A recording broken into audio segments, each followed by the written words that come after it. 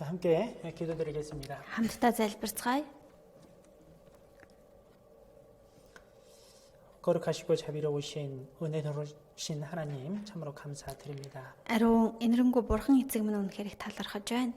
오늘 우리에게 이 귀한 성경 말씀을 배울 수 있는 시간을 허락하여 주심을 감사드립니다. Өнөөдөр та бидэнд энэхүү эрхэм Библийн семинарыг сонсох боломжийг олгосонд талархаж байна. 이번 한 주간의 성경 강연을 통해서 듣는 모든 분들이 인생의 참된 의미를 깨달을 수 있도록 도와주시고 Энэ нэг 7 хоногийн Библийн семинараар дамжуулан энэхүү семинарыг сонсож байгаа бүхий л хүмүүс өөрийн амьдралынхаа жинхэнэ утга учирыг олж авч чадахад нь туслаж өгөөрэй. 주님께서 주시는 은혜를 맛보기를 간절히 원합니다. Эзэн бурхан таны өгөх нэгүслийг амталж үзээсэй гэж хүсэж байна. 집회의 모든 시종을 오직 주님께만 부탁드립니다. Семинарынхаа эхлээс дуусах цаг хүртэлх бүхий л зүйлийг эзэн танд даатгаж байна. 우리를 너무나 사랑하시는 주 예수 그리스도의 이름으로 감사하며 기도드렸습니다. Биднийг үргэлж үнэхээр хайрлаж байдаг эзэн Есүс Христийн нэрээр талархан гон залбирлаа. 아멘.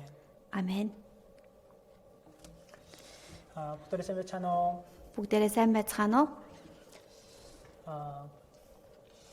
어제 첫 번째 말씀 배우고요. 오늘 이제 두 번째 말씀 이렇게 시작합니다. За өнөөдөр энэхүү семинарын маань 2 дахь үг эхлэж байна. 자, 어제 말씀드렸던 거 혹시 기억하신가요? За та бүхэн өчигдрийн сурсан семинараа магадгүй санаж байгаа болов уу? 정말 이 성경이 과연 어떻게 기록되었고 어떻게 우리에게까지 전해졌는지에 대해서 잠깐 배웠습니다. Библи хэрхэн яаж бичигдсэн бэ? Өнөөдөр гэдэг энэ өдөр тийм ээ. Энэ нийгэм бидний гар дээр хэрхэн яаж дамжин ирсэн бэ гэдэг тухай сурсан. 그리고 정말 하나님은 참으로 살아 계시는가? За үүний дараа үнэхээр бурхан амьд байдгүй. 그 부분에 대해서 잠깐 생각해 보았고요. За энэ асуултыг ч гэсэн бүгдээрээ их сайтар бодож үзэнгээ сурсан. 성경적으로 이제 여러 가지 자연을 보면서 또 이 천체를 바라보면서 성경이 사실임을 몇 가지 말씀드렸습니다. Библийн үгээр дамжуулан энэхүү дэлхийн ертөнц үнэхээр байгалийн бүхий л цогцол газрыг харахад бурхан үнэхээр гарцаагүй амьд байхаасаар аргагүй юм байна гэдгийг харцгаасан. 자, 오늘도 이렇게 이제 두 번째 말씀 배우는데요. За өнөөдөр ч гэсэн энэхүү семинарын маань 2 дахь өдөр эхэлж байна. 자, 오늘은 역사적으로 이렇게 하나님을 증거해 보려고 합니다. За өнөөдөр түүхэн баримтаар бурхан бол гарцаагүй амьд байдаг юм а гэдгийг та бүхэнд нотлох гэж байна. 그러니까 과거에 있었던 일을 가지고 현재 우리가 보는 성경과 비교하면서 정말 성경의 사실임을 증명해 보도록 하려고 합니다. Дэлхийн түүхэн болсон өнгөрсөн үйл явдлаар дамжуулан бурхан гарцаагүй амьд байдаг юм а гэдгийг та бүхэнд нотлон харуулах гэж байна. 자, 우리 첫 번째 말씀 한번 찾아보겠습니다. За бүгдээрээ семинараа эхлүүлээд Библийн нэгэн ишлэлийг харцгаая. 여기 한번 읽어드리겠습니다. Исая 55-ын 6-аг та бүхэнд урдаас уншиж өгье. Олдож болох үед нь эзнийг хайх тун, ойр байгаа дээр нь түүнийг дуудах тун. 너희는 여호와를 만남만 할 때에 찾으라. Олдож болох үед нь эзнийг хайх тун. 그리고 가까이 계실 때 그를 부르라. 이렇게 Ойр 말씀하십니다. байгаа дээр нь түүнийг дуудах тун гэж хэлжээ. 정말 그 하나님은 늘 우리 곁에 계시는 게 분명합니다. Бурхан бол үргэлж цагийн амагт бидний дэргэд хажууд байдаг гэдэг нь гарцаагүй үнэн зүйл. 지금 이 시기가 바로 하나님을 찾는 시기가 분명합니다. Тэгвэл одоо бидний энэхүү семинарыг сонсож сууж байгаа энэ агшин бурхнаар нь таньж мэдэх цаг хугацаа байх нь. 분명히 하나님은 이렇게 말씀하십니다. 찾고 부르라. Бурхан үгэндээ айлдахдаа ол дуудах тун гэсэн байна. 그러면 어떻게 해주시다는 거죠? За тэгвэл яана гэсэн байна вэ? 그러면 만나주시겠다는 겁니다. Хайх юм бол дуудах юм бол бурхантай уулзахад хүрнэ гэж айлдаж. 자신을 보여주겠다는 것이죠. Өөрийгөө илчлэн харуулах болно гэж бурхан айлдаж байна. 자, 우리 어제 말씀 배운 것 중에서 하나님은 어떻게 알 수 있을까에 대해서 잠깐 배운 적이 있습니다. Бид өчигдрийнхөө семинар дээр бурханы хэрхэн яаж амьд гэдгийг мэдэх юм бэ гэдэг асуултанд бүгдээрээ шимтэн сурсан. 그 부분을 잠깐 다시 한번 보도록 하겠습니다. За тэгвэл тэр хэсгийг бүгдээрээ дахин давтаад нэг хэсэг сурцгаая дахиад. 자, 성경입니다. За, Библи харагдаж байна. 자, 이 성경 말씀을 통해서 만물을 보면 하나님의 존재를 알 수 있습니다. Библийн үгээр дамжуулан бүхий л түмэн бодис амьд бит организмыг харахад бурхан гарцаагүй амьд гэдэг нь гэрчлэн харагддаг. 그리고 이 성경 말씀을 통해서 우리 양심을 바라보면 정말 하나님의 존재를 알 수 있습니다. Үүний дараа Библийн үгээр дамжуулан хүн болгон өөрийн мэс чанар хүний мэсэндээ толдон харах юм бол бурхан амьд байхаас өөр аргагүй гэдг нь мэдрэгддэг. 평생 살아오면서 하나님이 없다라고 주장하는 사람도 어떠한 시기가 되면 하나님 앞에 어쩔 수 없이 무릎 꿇을 수밖에 없는 상황들이 우리 주변에 많이 일어나는 것을 봅니다. Бүхий л амьдрал дээр бурхан гэж байдаггүй маа гэж амьдарч байсан олон хүмүүс амьдралынхаа нэг л экзэгтэй цаг мөчид бурханыг дуутахаас өөр аргагүйд хүрдэг. 예전에 정말 이런 일이 한 번 있었습니다. За дээр үед өмнө нэг ийм үйл явдал болж байсан юм. 한 형제님의 간증입니다. За энэ нэг аврагдсан ахын гэрчлэл. 자, 그분은 이제 중국에서 사는 형제님이신데 За энэ хүн маань хятад улсад амьдардаг байсан. 평생 자기는 공산 당원으로서 살아왔습니다. Энэ хүний хувьд гэвэл насаараа димээ социалист нийгмийн аргаар социалист үзэл сурталт амьдарч ирсэн хүн. 그리고 이 세상은 신은 없다는 것을 늘 주장하면서 살아왔습니다. Тэгэхээр энэ хүн төдий чинээний энэ дэлхийн ертөнцид бурхан гэдэг нь байдаггүй юм а гэдэг хатуу бодолтойгоор амьдралаа туулж ирсэн. 그런데 그분이 결혼을 했는데 애석하게도 예수 믿는 분하고 결혼을 하게 된 겁니다. Гэтэл энэ хүн одоо тэ заяаныхаа антай уулзраад хормой хийх гэсэн чинь тэр одоо бүсгүй нь Христэд итгэл тэмэгтэй байсан байна. 그리고 아주 아름다운 딸을 낳게 됩니다. За энэ хүү хоёр маань одоо тийм ээ хувь заяагаа нэгтгэж их одоо сайхан охинтой болжээ. 엄마는 딸에게 예수님을 믿어야 된다고 말을 하고 За ээж нь бол тийм ээ охиндоо үнэхээр Есүст итгэх ёстой бурхан байдгиймаа гэж хэлж сургасан. 그리고 아버지는 딸에게 이 세상 신은 없다라고 늘 교육합니다. Харин аав нь болохоор энэ дэлхийн ертөнцид бурхан гэдэг нь байдаггүй юмаа гэж үргэлж зааж сургаж байж. 자, 그리고 아이가 어느 정도 자랐습니다. За энэ охин ч гэсэн тодорхой хэмжээний өссөн том болж. 그 가정은 너무나 행복했습니다. Энэ гэр бүл бол үнэхээр аз жаргалтай байсан. 부족한 게 없었죠. Яагаад гэвэл энэ гэр бүл дутах зүйл байхгүй 그리고 ажээ. 그 아버지는 딸을 보면서 늘 행복해 했습니다. Энэ аав ч гэсэн охиноо харах бүрдэл аз жаргалыг мэдэрдэг байсан байна. 자, 어느 날이었습니다.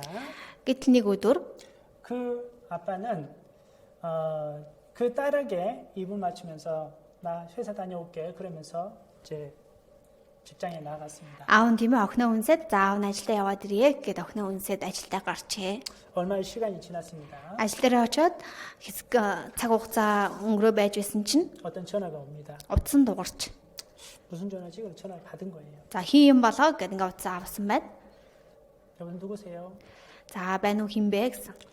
자, 당신 딸이 지금 교통사고 나서 지금 병원에 실려갔는데 빨리 병원으로 오라는 겁니다. За таны охин автоосолд орсон. Та одоо яг одоо яаралтай эмнэлэг рүү ирэх хэрэгтэй байна гэж цаанаас нь хэлсэн байна. 자, 그때 그 아버지 마음은 어땠을까요? Тухайн үед тэгвэл тэр одоо утасны цаанаас хэлж байгаа үгийг сонссон аав сэтгэл нь ямар байсан болоо? 자, 직장의 모든 것을 다 내버려두고 병원으로 뛰어갔습니다. Мэдээж тийм ээ тухайн хийжсэн ажлаа бүгдийг нь орхиод яаралтай эмнэлэг рүү гүйгээд очсон. 병원에 딱 도착했는데 자기 딸아이가 수술실로 들어가는 장면을 목격합니다. За эмнэлэг дээр гүйгээд очих үед охин нь яг месаслын өрөөрөө ортоо орж байхыг харсан байна. 얼굴에는 피투성이 되어 있습니다.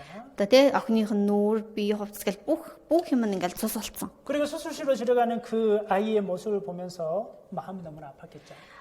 Хүний эцэг хүн л болсон байна тийм ээ. Месаслын өрөөрөө тийм байдалтай охиныгоо орж байгааг хараад сэтгэл нь урагдах болно. 자, 수술 시간은 6시간이 걸렸습니다. Месаслын хугацаа нийт 6 цаг үргэлжилсэн байна. 자, 그런데 그 아버지가 그 딸을 위해서 할 수 있는 게 무엇이 있었을까요? За тэгвэл тухайн цаг үед энэхүү аав охиныхоо төлөө хийж чадах зүйл юу байсан юм болоо? 아무것도 없었습니다. Юу ч байхгүй ээжээ. 수술 시간이 길어지면 길어질수록 마음은 초조해져 갑니다. Цаг хугацаа тийм ээ месаслд орж байгаа цагийг харах болгонд уртсах болгонд сэтгэл нь бүр л одоо тий унтарч байсан. 그리고 자기를 모르는 사이에 어느 누군가에게 무릎을 꿇고 있는 자기 자신을 발견하게 됩니다. Тэгээ өөрөө ч тийм ээ өөрийгөө ч бүр ингэж мдээгүй байхад хин нэгэнд бүр өвдөгсөгдөж байгаа өөрийгөө олж харж байна. 그리고 자기 입으로 이렇게 말합니다. Тэгээд энэхүү аа өөрийнхөө амаар ингэж хэлсэн байна. 정말 하나님이 존재한다면 내 딸을 살려주십시오. Магадгүй бурхан гэдэг нь үнэхээр амьд байдгийн бол яг энэ цаг мөчид миний охины амийг л үлдээгээд өгөөч ээ. 그러면 내가 하나님을 믿겠습니다. Хэрэв үнэхээр охин маань л амьд гарах юм бол би бурхан байдгийн байна гэж итгэх болно. 자, 자기는 그렇게 얘기해놓고 자기 사실 깜짝 놀라는 겁니다. Өөрөө энэ аав тийм ээ өвдөөс өгдөг агшиндаа өөрийн мэдлгүй сэтгэлээсээ ундарж байгаа энэ үгийг харж мэдэрчгээд өөрөөсөө бүр мэл гайхсан гэнэ. 평생 자기는 하나님은 없다라고 주장을 배워왔고 또 없다라고 남들에게 가르치고 왔습니다. Угаасаа л энэ хүн тийм ээ социалист үзэл бодолтой насаараа энэ дэлхийн ертөнцийн бурхан гэдэг нь байдаггүй юм а гэж бусдад хэлж зааж амьдрчирсэн хүн. 그런데 자기 입으로 하나님을 부른 겁니다. Гэтэл яг ийм нөхцөл байдалд орсон энэ аав өөрийнхөө амаар бурханыг дуудаж байна. 자, 사람 마음속에는요. 자기도 모르는 하나님, 신을 찾고자 하는 마음이 있다는 겁니다. За тэгэхээр энэ нь юу вэ гэвэл хүн болгоны зүрх сэтгэл тийм ээ өөрөө ч мэдхгүй амьдардаг. Гэхдээ бурханыг хай олж мэдээ бурхан гэдэг нь байдаг болов уу гэсэн тэмүүлсэн 그래서 сэтгэл байдаг.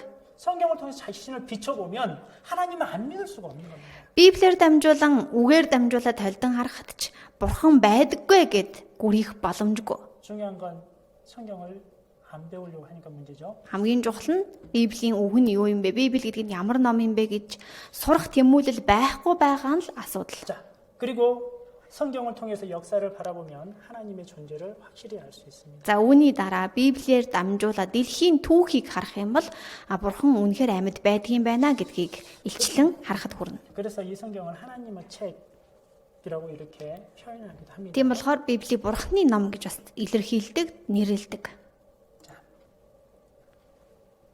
성경에는 크게 두 가지를 말씀하고 있습니다. За Библиэлд хоёр зүйлийг их томоор хэлж өгсөн. 자, 그 한 가지는 뭐냐면요. За нэгдүгээрх нь юу вэ гэвэл 하나님의 보시는 인류의 역사입니다. Библи бол бурханы харж байгаа хүн төрлөختний түүх яахаарахгүй мөнөөс мөн. 하나님은 이 성경을 통해서 이 세상 처음부터 마지막까지 역사를 기록하셨습니다. Бурхан энэхүү ариун Библи хэмээх номон дээр энэ дэлхийн эхлэлээс энэ дэлхийн төгсгөл хүртэл бүгдийг нь бичжүүлдээсэн. 그리고 또 한 가지는 За хоёрдугаарх нь юу вэ гэвэл 인간을 구원하시기 위한 하나님의 계획서입니다. Библиэлд хүн төрлөختнийг аврах бурханы төлөвлөгөө байдаг.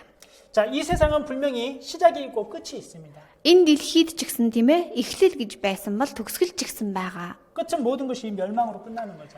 Төгсгөл гэдэг нь бүх зүйл нь сүрч үгүй болж дуусахыг хэлдэг. 자, 우리 인간도 태어난 날이 있으면 죽는 날이 있습니다. Жишээлбэл хүн болгон биднэрт мэндэлсэн өдөр байдаг шиг өөхөх өдөр байдаг. 자, 우리 인간은 살아가면서 분명히 하나님으로부터 구원함을 얻어야 됩니다. Хүн болгон бид нар тийм ээ амьд сэрүүн энэ дэлхий дээр байх үедээ л жинхэнэ бурхан хинбэ гэдгийг таньж мэдэх ёстой. 성경은 지옥과 천국을 말씀하고 있습니다. Библиэлд тамд яваажин хэлж өгсөн. 그래서 우리는 이 성경 말씀을 통해서 하나님의 구원의 계획을 알고 우리는 천국에 들어갈 수 있는 자격을 얻어야 됩니다. Тэгэхээр бид нар Библиэлд бичигдсэн бурханы хүн болгоныг аврахыг хүсэж байгаа төлөвлөгөөг нь мэдэж аваад яваажинд өгснийхээ дараа очих ёстой юм шүү. 자, 먼저 하나님 보시는 인류의 역사 어떻게 진행될까? За тэгвэл бүгдээрээ нэгдүгээр хэсэг нь эхлэе тийм ээ. Бурханы харж байгаа хүн төрлөختний түүх нь яг юу юм бэ? 자, 성경은 이렇게 역사를 기록하고 있습니다. За Библиэлд түүхийг ингэж ангилж гаргасан байна. 자, 이 까만 선이 이 세상의 시작과 끝을 말하고 있습니다.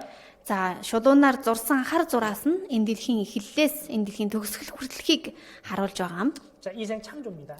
За энэ дэлхийн эхлэл үүсэл. 자, 이 시대는 바로 에덴 동산 시기입니다. За энэ дэлхийн эхлэл үүсэл гэдэг нь Эден цэцэрлэгийн үйл явдлыг хэлж байгаа. 그리고 이 시대를 바로 양심 시대라고 말하죠. За тэгвэл энэ үеийг юу гэж нэрлэдэг вэ гэвэл мэс чанарын үе гэж түүхэнд нэрлэдэг. 지금으로 약 6,000년 전의 이야기입니다. Одоогоос 6,000 жилийн өмнөх түүхэн үйл явдал. 그리고 지금 여기 두 번째 이 시기는 약 5,300년 전의 일인데 노아 홍수 시대입니다. За хоёрдугаарх нь одоогоос 5300 жилийн өмнөх үйл явдал усан галав юулж байсан Новагийн үерийн тухай. 그리고 약 4,000년 전에 그 하나님께서 한 도시를 소돔과 고모라 성을 불로 징벌하는 시기가 있습니다. Одоогоос дэлхийн түүхэнд 4000 жилийн өмнө Бурхан Содом Гомора гэдэг хотыг Тэнгэрээс гал буулгаж үнсэн даруй болгосон. 이때 한 백성을 선택하죠. За яг энэ үед нэг үндэстнийг бурхан сонгодог. 그 백성이 바로 이스라엘 백성입니다. За тэр үндэстэн Израиль гэж нэрлэдэг юм. 그 시대를 율법의 시대 이렇게 표현합니다. За энийг түүхэнд нэрлэхдээ энэ үеийг хуулийн үе гэж нэрлэдэг. 그리고 약 지금으로 3,500년 전에 홍해가 갈라지는 바다가 갈라지는 큰 기적이 일어나는 때가 있었습니다. За одоогоос 3000 жилийн өмнө Улаан тэнгис гэдэг их том далай тэнгис голоороо хуваагдж байсан түүхэн үйл явдал байдаг юм. 지금 말씀드리는 내용은 성경에 나와 있는 그 역사를 통해서 지금 바라보는 이 시대입니다. Дөнгөж саяны та бүхэнд бүгдийг хэлж дурдсан зүйлүүд нь Библиэлд бичигдсэн түүхэн үйл явдлууд юм. 아마 지금도 한 4,000년 전에는 우리가 지금 역사를 보는 메소포타미아 그 시대인 것이 분명합니다. За яг дэлхийн түүхэнд бичигдснээр навж үзэх юм бол одоогоос 4000 жилийн өмнө гэх юм бол Месопотамийн соёл гэдгээр бид нар сайн мэднэ. 자, 그리고요. 지금으로 약 2,000년 전에는요. За одоогоос 2000 жилийн өмнө 자, 예수님이 이 땅에 오시는 시기입니다. Есүс энэ дэлхий дээр мэндэлсэн цаг үе юм. 지금으로부터 2021년 전이죠. одоогоос 2021 оны өмнө. 자, 우리가 연대를 정할 때 예수님 오시는 날짜를 기준으로 해서 연대를 정하고 있습니다. Бид нар тиймээ он тооллыг тогтоохдоо Есүс Христийн мэндэлсэн оноос эхэлсэн гэж сурсан. 그리고 예수님 오시는 그 이후부터 지금까지 우리 살고 있는 이 시대를 은혜 시대라 말합니다. Есүсийг мэндэлснээс ахвал өнөөдрийн бидний амьдарч байгаа энэ нийгмийг хүртэлхийг нэгүслийн үе гэж нэрлэдэг. 근데 이 은혜 시대가 언제까지 갈지는 모릅니다. Энэ нэгүслийн үе хизээ хүртэл үргэлжлэхийг хэлж мэдэхгүй. 자, 은혜 시대가 끝나면 구원받은 사람은 휴거를 받습니다. Энэ хүү нэгүслийн үе дуусах юм бол аврагдсан хүмүүс дээш өргөгдөх болно. 예수님께서는 공중에서 우리 구원받은 사람을 데려가시죠. Есүс агаар мандалд ирж аврагдсан бүх хүмүүсийг дагуулж явах болно гэж айлцсан. 바로 이런 일이 있을 겁니다. За жишээлбэл яг иймэрхүү үйл явдал болно. Та бүхэн дэлгэц рүү хараарай. 자, 그리고 휴거가 끝나면 7년 뒤에 환란이 시작될 겁니다. За аврагдсан бүх хүмүүс өргөгдөлтийн үйл явдал дууссаны дараа энэ дэлхий дээр 7 жилийн зовлон эхэлнэ. 7년 동안 큰 환란입니다. 7 жилийн турш их зовлонгийн үе эхэлнэ. 그리고 우리가 이제 성경에서 배웠던 것처럼 666표를 받고 적그리스도가 나타나 이 세상을 다스리는 시대입니다. За тэгээ бид нар Библиэр дамжуулан сурсанчлан 666 гэдэг тэмдгийг тавиулж антихрист буюу Христийг эсэргүүцэгч гарч ирнэ. 이때는 사람이 감당할 수 없는 큰 환란이 주어집니다. Энэ үед хүн даван туулж тэсвэрлэж гарч чадахын аргагүй зовлон өгөгдөнө. 지진, Газар хөдлөлт, 기상이변, цаг уурын өөрчлөлт, 기근, өлсгөлөн, 그리고 할 수 없는 질병. бүр мэдхийн аргагүй, таныхын аргагүй халдварт өвчнгүүд.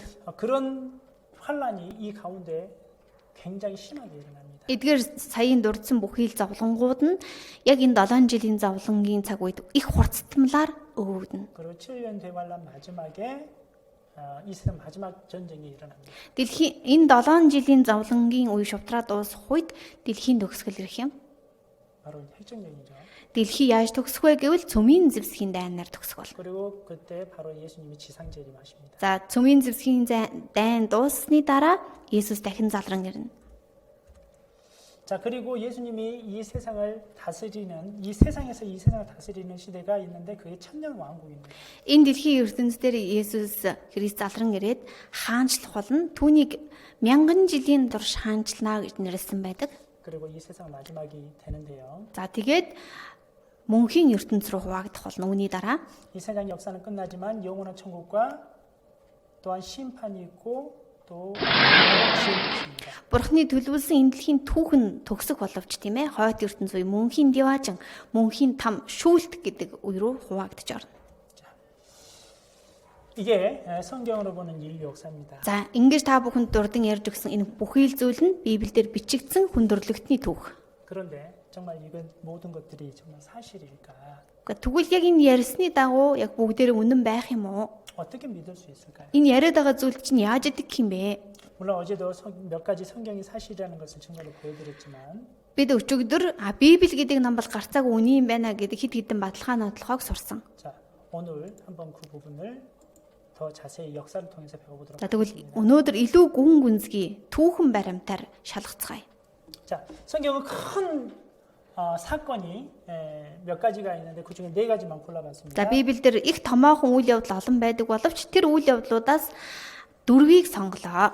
자, 그 중에 대표적인 것이 에덴 동산 이야기입니다. За төлөөлөл болсон Эден цэцэрлэгийн үйл явдал нэгдүгээрх нь, 그리고 소돔과 고모라 성의 이야기, хоёрдугаарх нь Содом Гомора хотын үйл явдал, 그리고 노아 대홍수 이야기, гуравдугаарх нь Усан галав Новагийн үерийн үйл явдал. 그리고 이제 홍해 사건이 그거. За үүний дараа дөрөвдүгээрх нь Улаан тэнгисийг хуваасан үйл явдал. 자, 이 사건 하나하나 우리가 좀 생각 좀 해볼 건데, За энэ томоохон 4 үйл явдлыг бүгдээрээ нэг нэгээр нь их нарийн судалж харах ёстой. 이 모든 것은 과거에 있었던 일임이 분명합니다. Энэ 4 үйл явдал нь гарцаагүй дэлхийн түүхэнд өнгөрсөн болсон үйл явдал гэдэг нь баттай үнэн.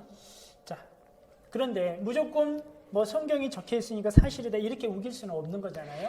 За тэгэн гутал энэ бол Библиэлд бичигдсэн юм чи шууд л үнэн байж тараа энэнд итгэх ёстой гэж гүрийх боломжгүй. 자, 이 모든 것이 증거가 있고 성취함이 있다면 이것은 분명히 사실로 드러나는 것입니다.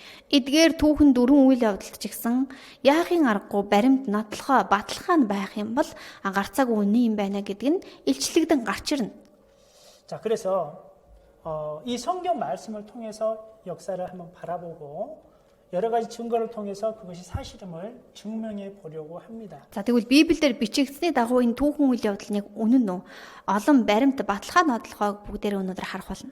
자, 그 부분에서 한 가지 배워보도록 하겠습니다. За тэгвэл саяын дурдсан 4 үйл явдлаас нэг нэгээр нь сурцгаая. 자, 먼저 에덴 동산을 보겠습니다. За нэгдүгээрх нь Эден цэцэрлэгийн үйл явдлыг харцгаая. 자, 에덴 동산 이야기는 창세기에 나옵니다. Энэхүү Эден цэцэрлэгийн үйл явдал нь Библийн Эхлэл номонд гардаг. 자, 창세기 2장 8절 한번 보겠습니다. Библийн Эхлэл номны 2:8.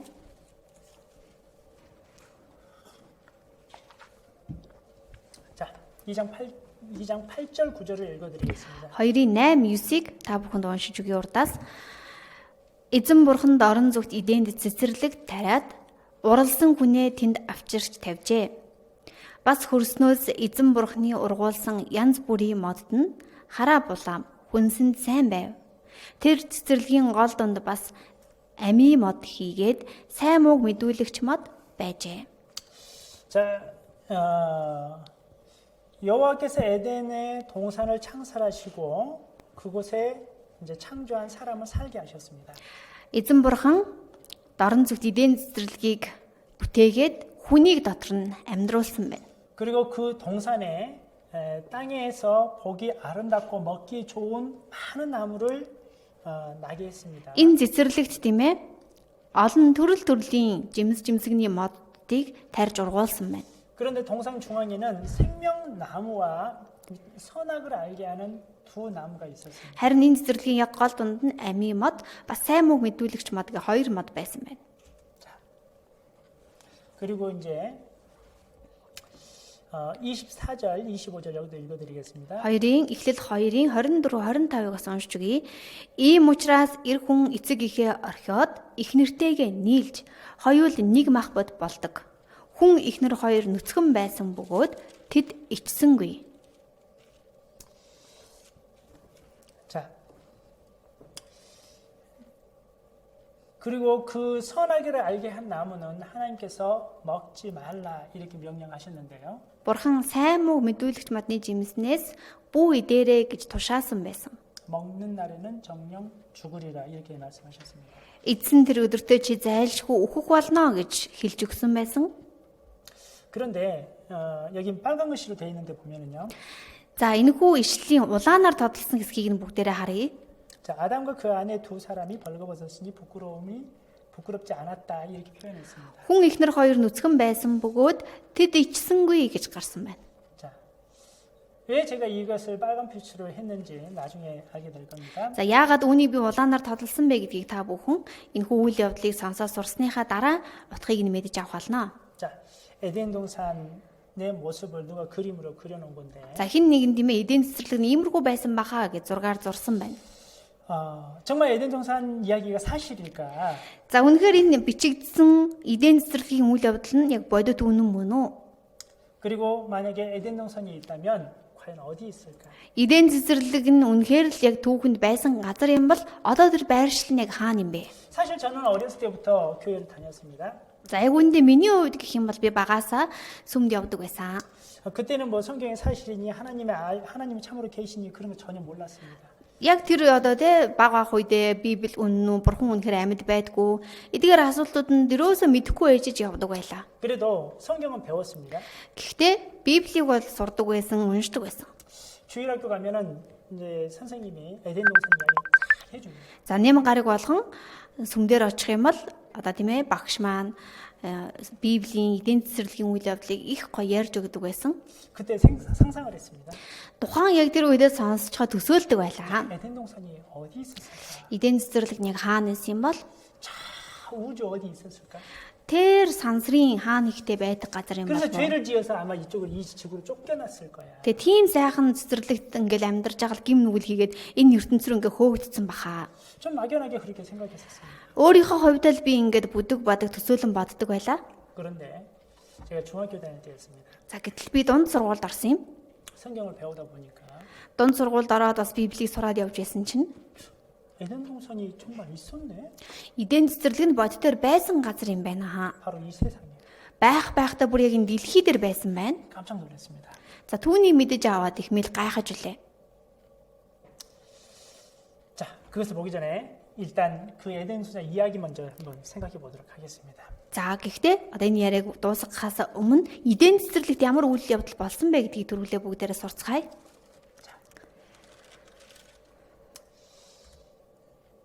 여기 창세기 2장 15절 17절 보면은요. Эхлэл 2-ын 15-аас 17-ыг харах юм бол 여기 한번 읽어 드리겠습니다. за та бүхэнд урдаас уншиж өгье.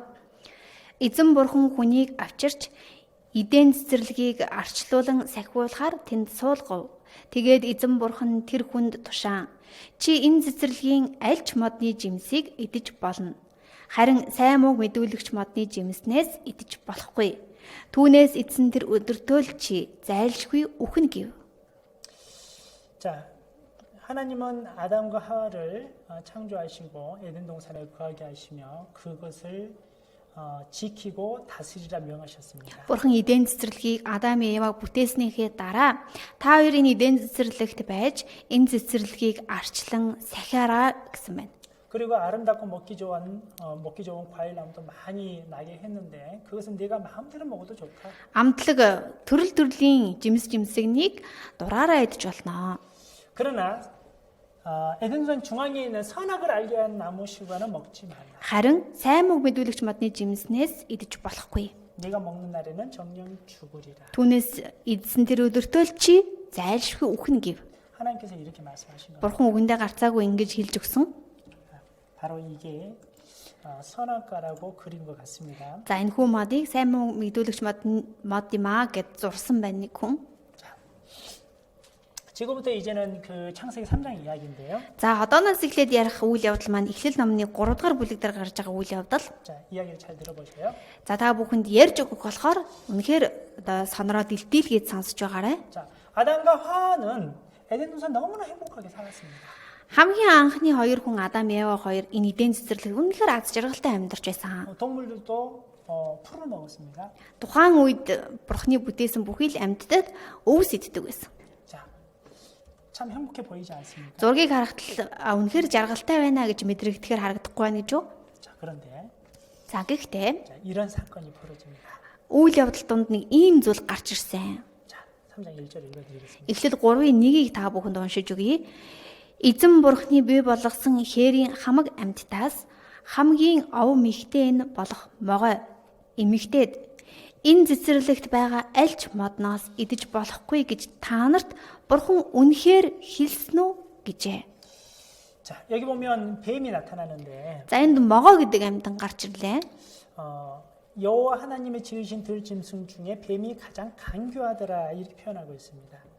Эзэн бурхны бий болгосон хээрийн хамаг амьтдаас хамгийн ов мэгтэй нь болох могой гэсэн байна. 꾀가 많다는 거잖아요. Маш их зайлтай гэж бичиж үлдээсэн байна тийм ээ. 왜 그랬을까? Яагаад ов зайлтай байваа? 뱀 속에 사단이 들어간 겁니다. Энэхүү могоонд бузар сүнс буюу чөтгөр шүглсэн. 그래서 뱀이 여자에게 말을 거는 겁니다. Тэгээд энд могоо эмэгтэйтэй ярилцаж эхэлсэн. 야, 하와. 하나님께 동상 모든 나무 과일을 먹지 말라 하시더냐? Хөө Ева энэ цэцэрлэгт байгаа аль ч модноос идэж болохгүй гэж та нарт Бурхан үнэхээр хэлсэн үү? 하나님이 다 먹지 말라 그랬어요. 먹으라 그랬어요? Бурхан аль ч модны жимснээс битгий идээрэй гэсэн үү? Харин бүгдийг идэж болно гэж хэлсэн билүү? 동산 모든 실과 다 먹어도 좋다 이겁니다. Цэцэрлэгт байгаа бүхий л тэр модод тэр жимсгнийг идэж болно гэж айлдсан. 그래 다른 건 먹지 말라 그랬거든요. Ганцхан модноос л битгий авч идээрэй гэж тушаасан. 동산 중앙에 있는 선하게 알게 한 나무. Цэцэрлэгийн төвд байгаа сайн муу мэдүүлэгч модноос жимс битгий авч идээрэй гэж тушаасан. 질문이 굉장히 간교합니다. Энэ могооны тавьсан асуултанд хүртэл нэг тийм толгой иргмээр залтай байна. 자, 그런데 하완이 이렇게 말을 합니다. Харин Ева ингэж хариулсан. 아니야. Үгүй ээ. 하나님께서 동산 모든 나무를 먹을 수 있다 하셨어. Бурхан цэцэрлэгт байгаа бүхий л жимсний модноос авч идэж болно гэж айлдсан. 그런데 Харин 동산 중앙에 있는 나무 실과는 먹지도 말고 만지지도 말라 그랬어. цэцэрлэгийн яг гол төвд нь байгаа модны жимснээс авч идчих болохгүй, хурцж болохгүй гэж айлдсан. 혹 우리가 그것을 따먹으면 죽을지도 몰라. Магадгүй бит хоёр энэ болохгүй гэсэн модны жимснээс аваад идчих юм бол үхчих магадгүй. 자, 하나님께서는 분명히 죽은다고 말씀하셨는데 Бурхан гарцаагүй тов тодорхой зайлшгүй үхнэ гэж тод хэлсэн. 여기 말을 애매하게 하시거든요. Харин гэтэл энэ дээр одоо тэ нэг үхэх гээд байгаа юм шиг үхэхгүй байгаа юм шиг саармагаар хэлчлээ. 자, 그 말을 듣고 사탄이 이렇게 말을 합니다. За ингэж хариулсан эмэгтэйг сонссон нөгөө бузар сүнс чөтгөр ингэж эмэгтэйд хэлсэн. 이미 여자에게 이르되 Могоо эмэгтэйд 너희가 결코 죽지 않아. та нар ерөөсөө үхэхгүй. 너희가 그것을 먹으면 너희가 눈이 밝아서 하나님처럼 된다. Та нар түүнээс идсэн тэр өдөртөө л нүд чинь нээгдэн бурхан шиг болно. 자, 그 말을 듣습니다. За ингэж хэлхийг нь Ева сонссон. 자, 바로 이런 일이겠죠. За төсөөллөөрөө одоо ингээл зурх юм бол нэг иймэрхүү байсан бахаа гэж зурхаар байна те. 개미에게 아름다운 하와에게 다 나타났습니다. Ийм үзэсгэлэнтэй Евадар могоо ингээл очсон байна. 뱀 속에 사단이 들어간 겁니다. За энэ могоон дотор бузар сүнс чөтгөр шүглсэн гэсэн тийм ээ. За ингэж шүглэж орсон. 그래서 유혹을 하는 겁니다. Тэгээд уруу татаж өргөтөж эхэлсэн. 이 두 가지 말씀을 잘 보세요. За та бүхэн энэ дэлгэцэн дээр харуулж байгаа хоёр утгыг сайн хараарай. 자, 하나님 먹지 말라. Бурхан бүйд 사단은 먹어라. бузар сүнс идээрээ. 하나님은 먹는 날은 정령 죽으리라. Бурхан альдаа түүнээс идсэн тэр өдөртөө л чи зайлшгүй үхнэ. 사단은요? Харин бузар сүнс 죽지 않아. та нар ерөөсөө үхэхгүй. 자, 둘 다 선택할 수는 없습니다. Энэ хоёрыг хоёулангийн сонгоё гэдэг сонголт байдаггүй маа. 하나님 말씀을 그대로 믿고 따르든지 아니면 사탄의 말을 믿고 따르든지 둘 중에 하나를 선택해야겠어요. Бурхны айлдсан үг тушаалыг нь сонсоод нэг бол дуулууртаа хандаад өгөнд нь орох байсан. Эсвэл яг тэр сонссон сатан чөтгөрийн үгийг сонсоод тэр чигээр нь дагах ийм л хоёр сонголт байсан байна. 결국은 하와는 사탄의 유혹에 못 이겨서 따먹습니다. Явж Ева тэрхүү бузар сүнсний өрөө дадлахыг ялж дийлж чадалгүйгээр жимсийг аваад идчихсэн. 자기도 먹고 Өөрөө чинь нэмэгдээ идсэн, 먹거나 자기 남편에게도 나눠줬습니다. өөрийнхөө нөхөр болох Адамд ч ихсэн хуваагаад өгсөн байна. 근데 먹게 되죠. Ингээд хоёулаа идчихлээ. 자, 그런데 보세요. За тэгвэл одоо бүгдээрээ хараарай наашаа. 이런 일이 벌어집니다. Энэ хоёр идсний дараа ийм үйл явдал болсон. 자, 읽어주세요. За та бүхэн дурдаас уншиж өгье. Тэгээд тэр хоёрын нүд нээгдэн хоёулаа нүцгэн байгаагаа мэдээд инжир модны навчсыг хооронд нь холбож өөрсдөө бэхлэмж хийжээ. 자, 사단이 분명히 눈이 밝아진다고 했거든요. Бузар сүнс чөтгөрч гисэн угаасаа үгэндээ хэлэхдээ та хоёрын нүд нээгднэ гэж хэлсэн. 밝아지긴 밝아졌습니다. Нээгдсэн л байна. 근데 어떻게 밝아졌죠? Нээгдэхдээ яагаад нээгдсэн байна вэ? 부끄러움을 볼 수 있는 눈으로 바뀐 거예요. Ичж байгаа мэдрэмжийг мэдэх нүдээр нээгдсэн байна шүү дээ. 그래서 부끄러움이 생긴 겁니다. Тийм болохоор хүнд ичих гэдэг мэдрэмж байдаг. 자, 여러분, 부끄러움을 느끼는 것이 사람에게는 본성입니다.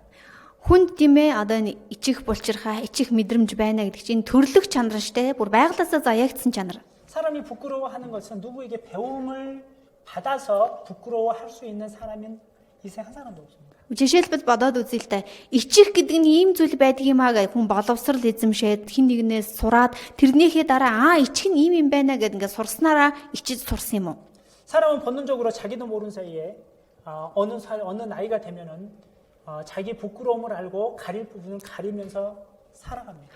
Хүн тодорхой хэмжээний димээ одоо яг ичих мэдрэмж нь орж ирэх насан дээрээ хүрэх юм бол өөрийнхөө хаах зүйлийг хаахад хүрдэг, ичиж гинэ гэж хэлэхэд хүрдэг. 그런데 하와가 그리고 아담이 이 선악과를 하나님 먹지 말라는 이 선악과를 따먹자마자 이 부끄러움을 알게 됐거든요. Харин Адам Ява хоёрын хувьд болохоор Бурхны бүү авч идэрэй гэсэн тушаасан модны жимснээс авч идэнгууд энэ хоёр бие биенийхээ нүцгэн байгааг хараад ичиж эхэлсэн байна. 그게 부끄러움이 어떤 부끄러움을 갖냐면 죄로 인한 부끄러움과 같은 부끄러움입니다. Тэгвэл энэ ичиж байгаа байдал нь ямар ичих мэдрэмж вэ гэх юм бол хийсэн гим байгаад байгаа болохоор тэр гимээсээ болоод тэр хийсэн гимээсээ болоод ичээд байгаа мэдрэмж. 사람이 죄를 짓게 되면 부끄럽잖아요. Угаасаа л хүн буруу юм хэрэг тарихаараа гим нүгэл хийхээрээ ичдэг тийм ээ. 그리고 죄를 지고 나서 당당하게 나온 사람 거의 없습니다. Буруу юм хийгээд хэрэг тариад гимт хэрэг үйлдчихэд их зоригтой ингээл гарч ирдэг хүн байдаггүй.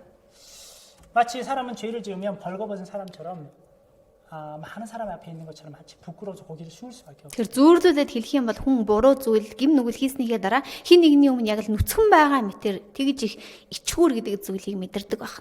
첫째로 하나님 앞에 부끄러움이죠. Нэгдүгээрт нь хэний өмнө ичиж байгаа вэ гэвэл эзэн бурхны өмнө ичиж байгаа юм. 자, 이때였습니다. 하나님께서 아담아 찾으십니다. За энэ хоёр жимс идэж дууссаны дараа бурхан Адамыг хайсан. 내가 어디 있느냐? Адама чи хаана байна вэ? 아담이 말을 합니다. Адам ингэж хариулсан. 하나님 제가 벗었으므로 숨었나이다. Бурхан би нүцгэн байгаа учраас ичиж байна. 누가 그 벗었음을 구하였느냐? Хин чамд нүцгэн байгааг чинь мэдүүлсэн бэ гэж бурхан асуусан. 내가 너로 먹지 말라는 그 과일나무를 먹었느냐? Чи миний бүү дээрээ гэж тушаасан модны жимс идчихсэн хэрэг үү? 네. 그때부터 사랑하는 그 죄를 사랑하는 아내에게 전가시킵니다. За яг тэр үед тэр асуултыг сонссон Адам нөгөө бурхны хэлсэн үгийг шууд нөгөө хайртай эхнэрлүүгээ шилжүүлдэг. 하나님께서 나에게 주신 저 여자가 나에게 먹게 했습니다. Бурхан таны надад бүтээж өгсөн энэ эмэгтэй л намайг идгэсэн. 그래? Оо тийм үү. 하나님 하와에게 말합니다. Бурхан Явагаас асуулаа. 네가 왜 그렇게 하였느냐? Чи яагаад ингэсэн юм бэ? Юунд энэ зүйл үйлдээвэ? 하나님 뱀이 유혹해서 어쩔 수 없이. Бурхан минь могоол намайг уруудатлаа яах чарга байсангүй. 그래서 뱀에게 저주하고 Тийм учраас могоог бурхан хараадаг. 그리고 여자에게 저주하고 Бас эмэгтэйд бурхан хараалыг өгдөг. 그리고 아담에게 저주합니다. Адамд ч гэсэн хараалыг буулгадаг. 아담은 땀을 흘려야만이 먹을 것을 얻게 되고 Адамд ямар хараалыг буулгасан бэ гэвэл тухныхаа хөлсийг дуслуулан байж хөдөлмөрлж ижил чи идэх хоолтой байж амьдрнаа гэсэн хараалыг 여자는 өгсөн. 아이 낳는 고통이 더욱 심하게 될 거라고 말씀하셨습니다. За эмэгтэй хүний хувьд буулгасан хараал нь чи үр хүүхдээ гаргахдаа үнэхээр их өвдөлт дарчлалыг мэдэрнэ гэдэг хараалыг өгсөн. 뱀은 모든 땅 동물보다 낮아져서 배로 기어 다닐 거다. Харин могоонд өгсөн хараал гэх юм бол чи бүхий л амьтдаас хамгийн бузарнуулж тэ одоо илгээрээ мүлхэж энэ дэлхий дээр ингээд амьдрах болно гэдэг хараалыг буулгасан. 자, 그리고 하나님께서는 에덴 동산에서 아담과 하와를 내쫓아버립니다. За тэгээд гим нүгэл хийсэн Адам Ева хоёрыг бурхан Эден цэцэрлэгээс хөөж гаргадаг. 그런데 아담과 하와는 부끄러워서 벌거벗고 있었습니다. Адам Ева хоёр тухайн үед нүцгэн гэдгийг өөрсдийнхөө нүцгэн гэдгийг мэдсэн ичээд байж байсан. 그런데 하나님은 아담과 하와 부끄러움을 가려 주시려고 가죽 옷을 지어 입히십니다. Харин бурхан Адам Ева хоёрын нүцгэн байдлыг тэр ичиж байгаа байдлыг нь халахлахын тулд арьсан дээл хийж өмсгсөн. 그래서 내쫓는데요. За тэгээд Эден цэцэрлэгээс хөөж гаргадаг. 가죽 옷이 그냥 나오나요? Арьс гэдэг зүйл тийм ээ. Зүгээр л ургаад гараад ирэх үү? 아니죠. Үгүй шүү дээ. 가죽 옷은 반드시 동물이 죽어야 됩니다. Арьс гэдэг зүйл гарч ирэхийн тулд нэг амьтан заавал өөхөх ёстой гэдгийг харуулж байна. 그래서 동물의 희생으로 그 부끄러움을 가려 주신 겁니다. Тэмч учраас энэ мал үхснээр энэ мал амиа золиослсноор арьсан дээл гэдэг зүйл гарч ирж байна. 자, 여기 한번 읽어드리겠습니다. За та бүхэнд үүнийг уншиж өгье. Эзэн бурхан Адам ба хүний эхнэрт зориулж арьсан дээл хийж өмсгөжээ.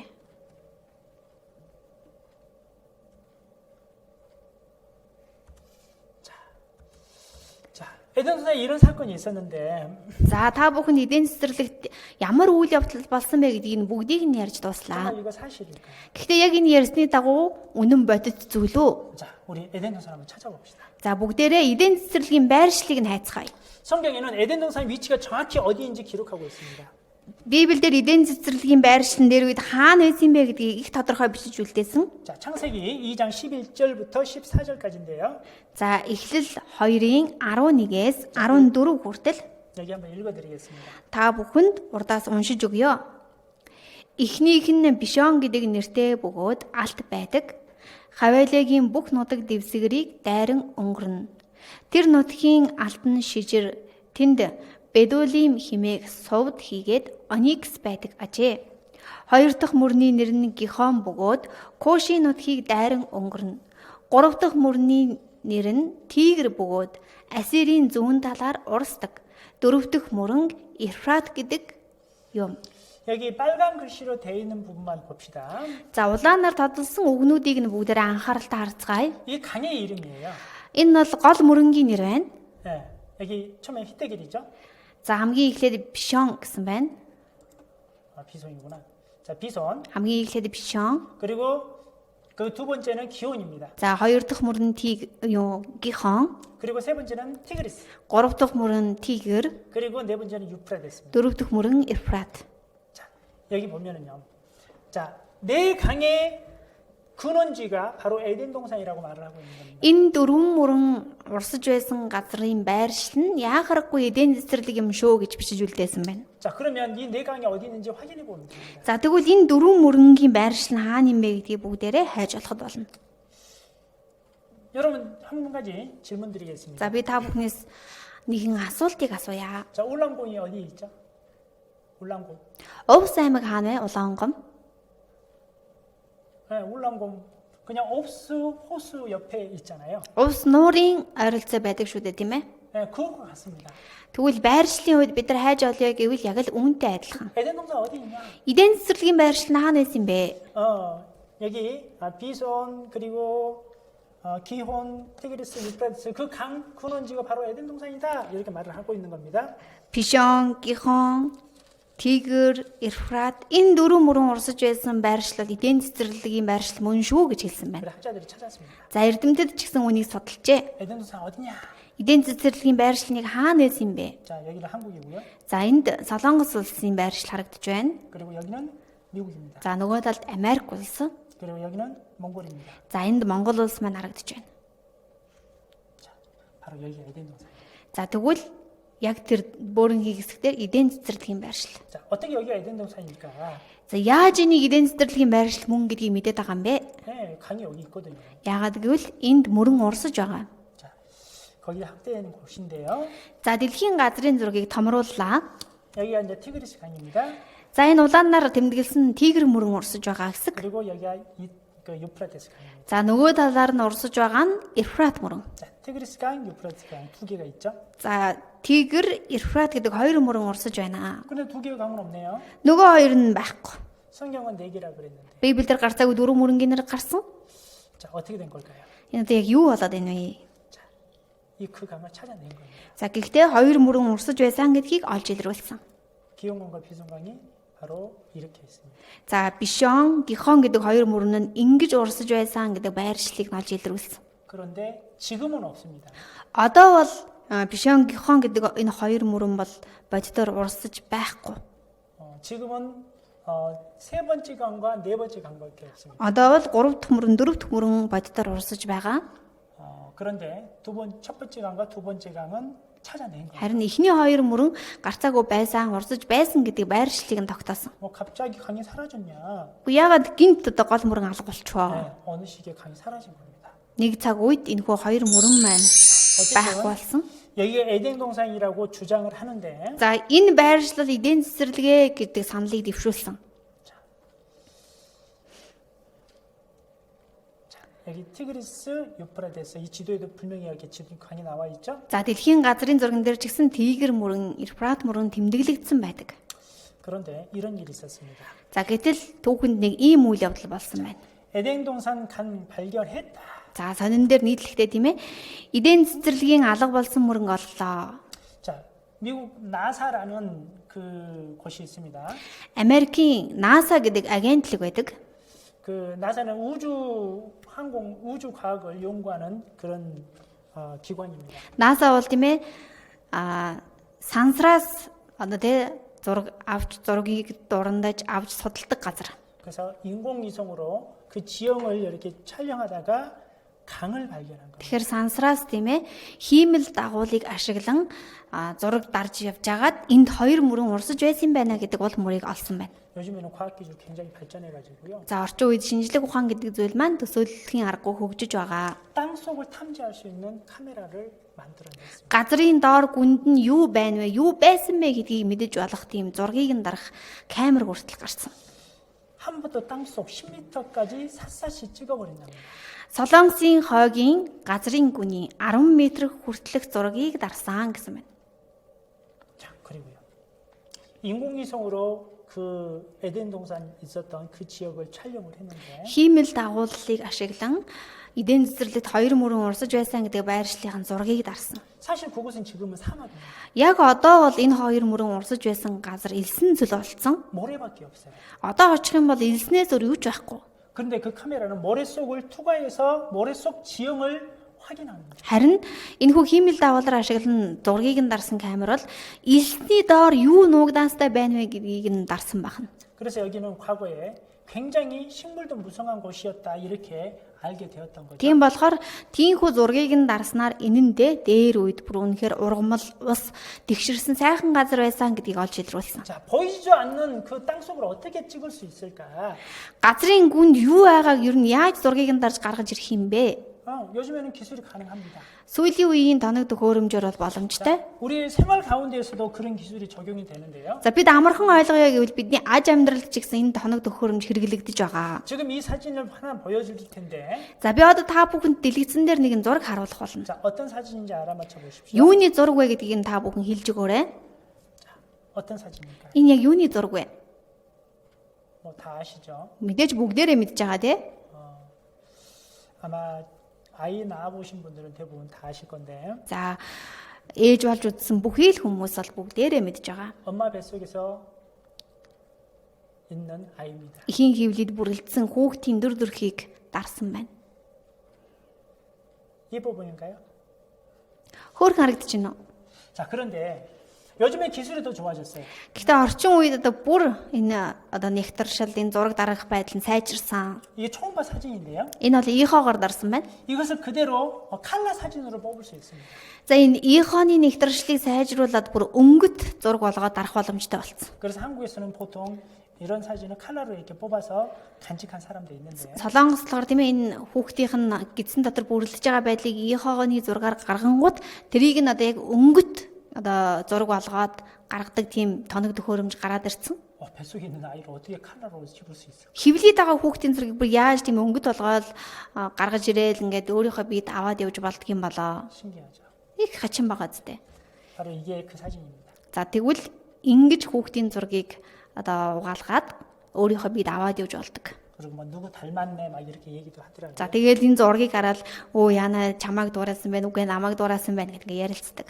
요즘에는 3D 프린터가 있어가지고 직접 이것을 출력까지 합니다. Боддоор орчин үед 3D гэдэг принтерээр дамжуулаад энийг бүр ингээд угаагаад гаргаад ирдэг энэ зургийг. 그래서 마치 조각품을 가지고 있듯이 그런 걸 가지고 있는 사람도 있어요. Тийм болохоор яг л те жижиг хэмжээний одоо угаасан зураг өөрсдийнхөө биеинд ингээд эцэг эхчүүд аваад явдаг. 자, 이런 식으로 땅 속을 찍어내는 겁니다. За яг л ийм аргаар газрын гүнийг дурандаж зургийг нь дарсан байна. 그래서 강 두 개가 모래 속에 숨겨져 있는데 발견하게 됩니다. За тэгээд элсэн цөлд дарагдсан байгаа хоёр мөрөн урсаж байсан юм а гэдэг уул мөрийг олж илрүүлсэн. 자, 그래서 강 네 개를 찾아낸 겁니다. Тийм болохоор яахааргүй энэ дөрвөн мөрөн урсаж байсан гэдгийг нотолсон байна. 자, 이것은 인공위성으로 찍은 사진입니다. За энэ дэлгэцэн дээр харуулж байгаа зураг бол хиймэл дагуулаар дамжуулан дарсан зураг. 놀랍죠? Гайхалтай байгаа зү. 자, 이게 그냥 우연이라고 볼 수 있을까요? Энэ зүйлийг энэ зүгээр санаандгүй таарад байна гэж харах боломжтой юу?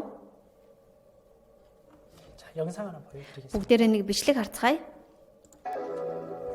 Энэхүү хэлсэн зүйлд төгсгөл үгүй мэт санагдаж байна уу? 영원성이 있죠. Энэ газар юу ч өөрчлөгдөхгүй гэж бодогдож байна уу? 그것은 환상에 불과합니다. 이 Энийг 모래바다 хэлсэн зүйлийн дор гайхалтай нууц хадгалагдаж байгаа юм.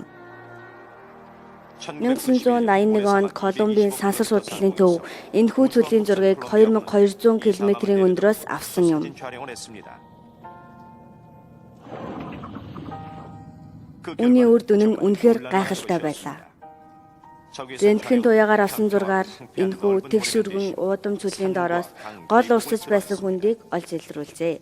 사막의 표면에서 Ингэснээр энэ чүлийн доор нуугдж байгаа бас нэг өөр ертөнцийг нээн илрүүлсэн нь энэ юм.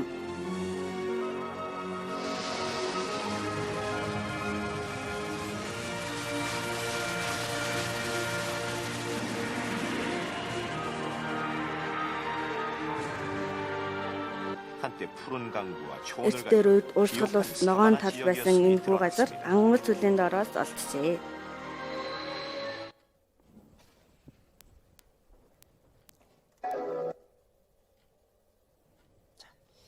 여기 보면은요. 성서 속 에덴 동산은 바로 이곳이다.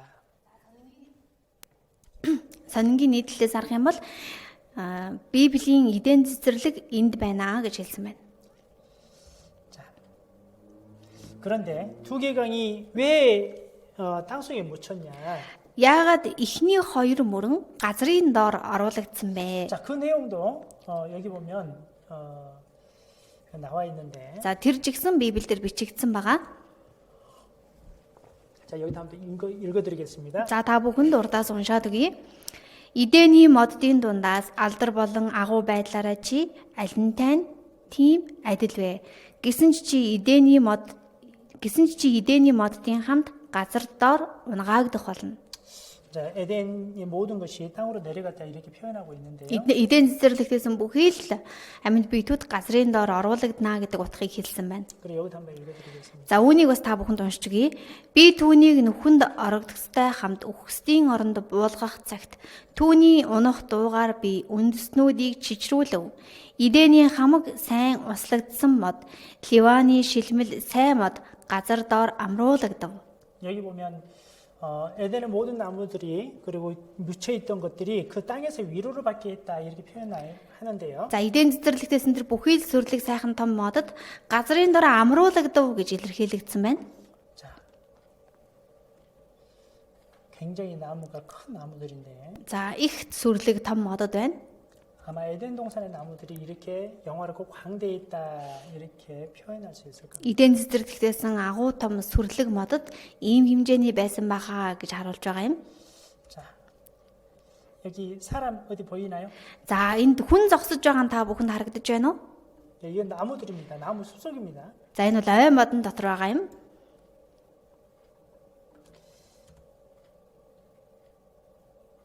자, 그리고 여기도 아이가 있죠. За энд бас нэг хүүхэд зогсож байгааз. 자, 이런 영화롭고 광대한 나무가 지하에 묻혔다 이렇게 표현하는데 Ийм асар том сүрлэг модод газрын доор орж амруулагдав гэж бичигдсэн байна. 여러분 석유가 어떻게 생겨난지 아십니까? За нефт буюу хүмүүсээ газрын дос гэдэг зүйл яаж боловсрч хаанаас гарч ирдэг вэ? 석유는 여러 가지 동식물들이 함께 묻혀가지고 거기에서 강한 압력과 밑에서 열이 생기면서 석유가 만들어집니다. Олон амьд биет амьд организмууд газрын дор оруулагдаж хүчтэй даралт үүсэж доороос халснаар газрын дос гэдэг зүйл гарч ирдэг. 그러니까 땅 속에 갑자기 확 묻힌 적이 있어야 되는 겁니다. Тэгэхээр нэг удаа тийм ээ гинт газар дор оруулагдаж байсан үе байх ёстой гэдгийг хэлж өгсөн байна. 그것도 동물, 식물 할 것 없이 많은 양의 식물들이 그리고 동물들이 갑자기 땅에 묻혀서 그것이 눌려져 가지고 오랜 기간 동안에 그 석유가 만들어지는 겁니다. Бүр тэр тусмаа тийм ээ их олон тооны ургамал ногоо, өвс, ан араатан амьтдууд нэг дор газар дор оруулагдаж тэр нь удаан хугацааны турш газар дор халуун даралтанд байснаар газрын дос бий болдог. 자, 바로 이런 식으로 되는데요. За зургаар харуулах юм бол иймэрхүү гэсэн үг юм. 땅이 갈라지고 Газар хуваагдаж 이게 묻힙니다. газар дор оруулагдаж байна. 그래서 위에서는 강한 압력을 밀고요. За дээрээс мэдээж хүчтэй даралт өгж доош нь дарж өгж байгаа. 밑에서는 이제 지열로 이렇게 열이 발생합니다. За доороос мэдээж тийм ээ одоо халуун зүйл халж өгж байгаа. 그걸 마치 기름 짜듯이 쫙 짜지는 거예요. Тийм болохоор нөгөө нэг яг л тосыг шахдаг шиг одоо ийм хүчтэй халуун даралтанд орно гэсэн үг юм. 그게 이제 안반에 이렇게 고인 겁니다. За тэр нь одоо хуримтлагдж тос болдог. 그게 이제 석유인데 그것을 우리가 끓여서 사용하는 겁니다. Тэрийг бид нэр газрын гүнээс татаж гаргаж ирээд хэрэгэлдэг шүү дээ. 그런데 우리 시대에 가장 석유가 많이 나는 곳은 어디냐? За тэгвэл бидний амьдарч байгаа энэ дэлхий дээр нефт буюу газрын тос хамгийн их олборлогддог байршил хаана вэ? 너무나 이상하게도 바로 에덴 동산 티그리스 유역 바로 그곳입니다. Хамгийн хачиргалтай нь яг эдийн цэцэрлэгийн байршил тэр Тигр мөрөн байгаа хэсэг. 바로 이곳인데 За тэмдэглэгдсэн байгаа энэ хэсгүүд юм. 이게 세모 모양들이 막 있죠? Баахан гурвалжин дүрсүүд байгааз. 자, 이것들이 그 석유를 뽑아내는 그런 장소들입니다. Энэ гурвалжин дүрснүүд юу вэ гэвэл газрын гүнээс газрын тосыг олборлож байгаа байршлууд. 왜 여기만 이렇게 많이 있을까요? Яагаад заавал энэ хэсэгт л одоо ийм ихээр олборлогддог юм болоо? 그리고 이곳에서 석유를 가장 많이 수출합니다. Яг энэ байршлаас хамгийн их хэмжээний газрын тосыг олборлож гаргаж ирдэг. 자, 보세요. За та бүхэн сонсож байгаарай. 자, 성경은 말씀하시고 이 역사는 성경을 증거합니다. Библиэлд бичиж үлдээсэн байна.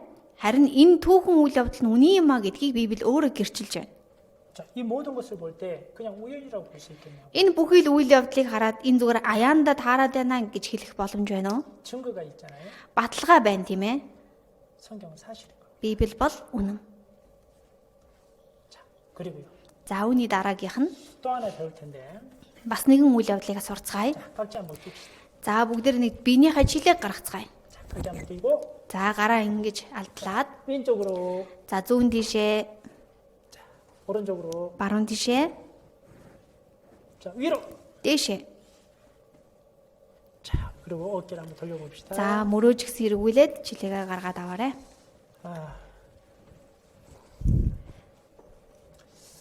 앉아서 계속 말씀 듣기 힘드시죠? Баян дэлгэцширхтэй суугаал сонсоод ахаар бүр биеийн жилж байгаа үстэй. 1시간도 아니고 거의 말- 2시간 동안이나. Ганц цаг ч суугаагүй 2 цаг сууж байгаа. 아, 제가 좀 빨리 좀 끝내보려고 하는데 За би өөрийнхөө зүгээс л болж өгөл хурдан эрт дуусгахыг хүсэж байгаа. 예, 내용이 워낙 많아가지고 쉽지는 않습니다. Гэтэл нөгөө заах агуулга маань хитрхи их байгаа болохоор багтаах гэхээр бас хялбар биш байна. 자, 그리고 오늘 두 번째 한번 배워보도록 하겠습니다. За хоёр дахь үйл явдлаа бүгдээрээ сурцгаая. 두 번째 그 노아 홍수에 대한 이야기인데요. За хоёр дахь үйл явдал маань Авагийн үер буюу усан гал уйлж байсан тухай. 아, 이 세상에 한 번 물로 전체 잠긴 적이 있다. Энэ дэлхийн маань нэг удаа усан галт одоо юулэгдэж байсан.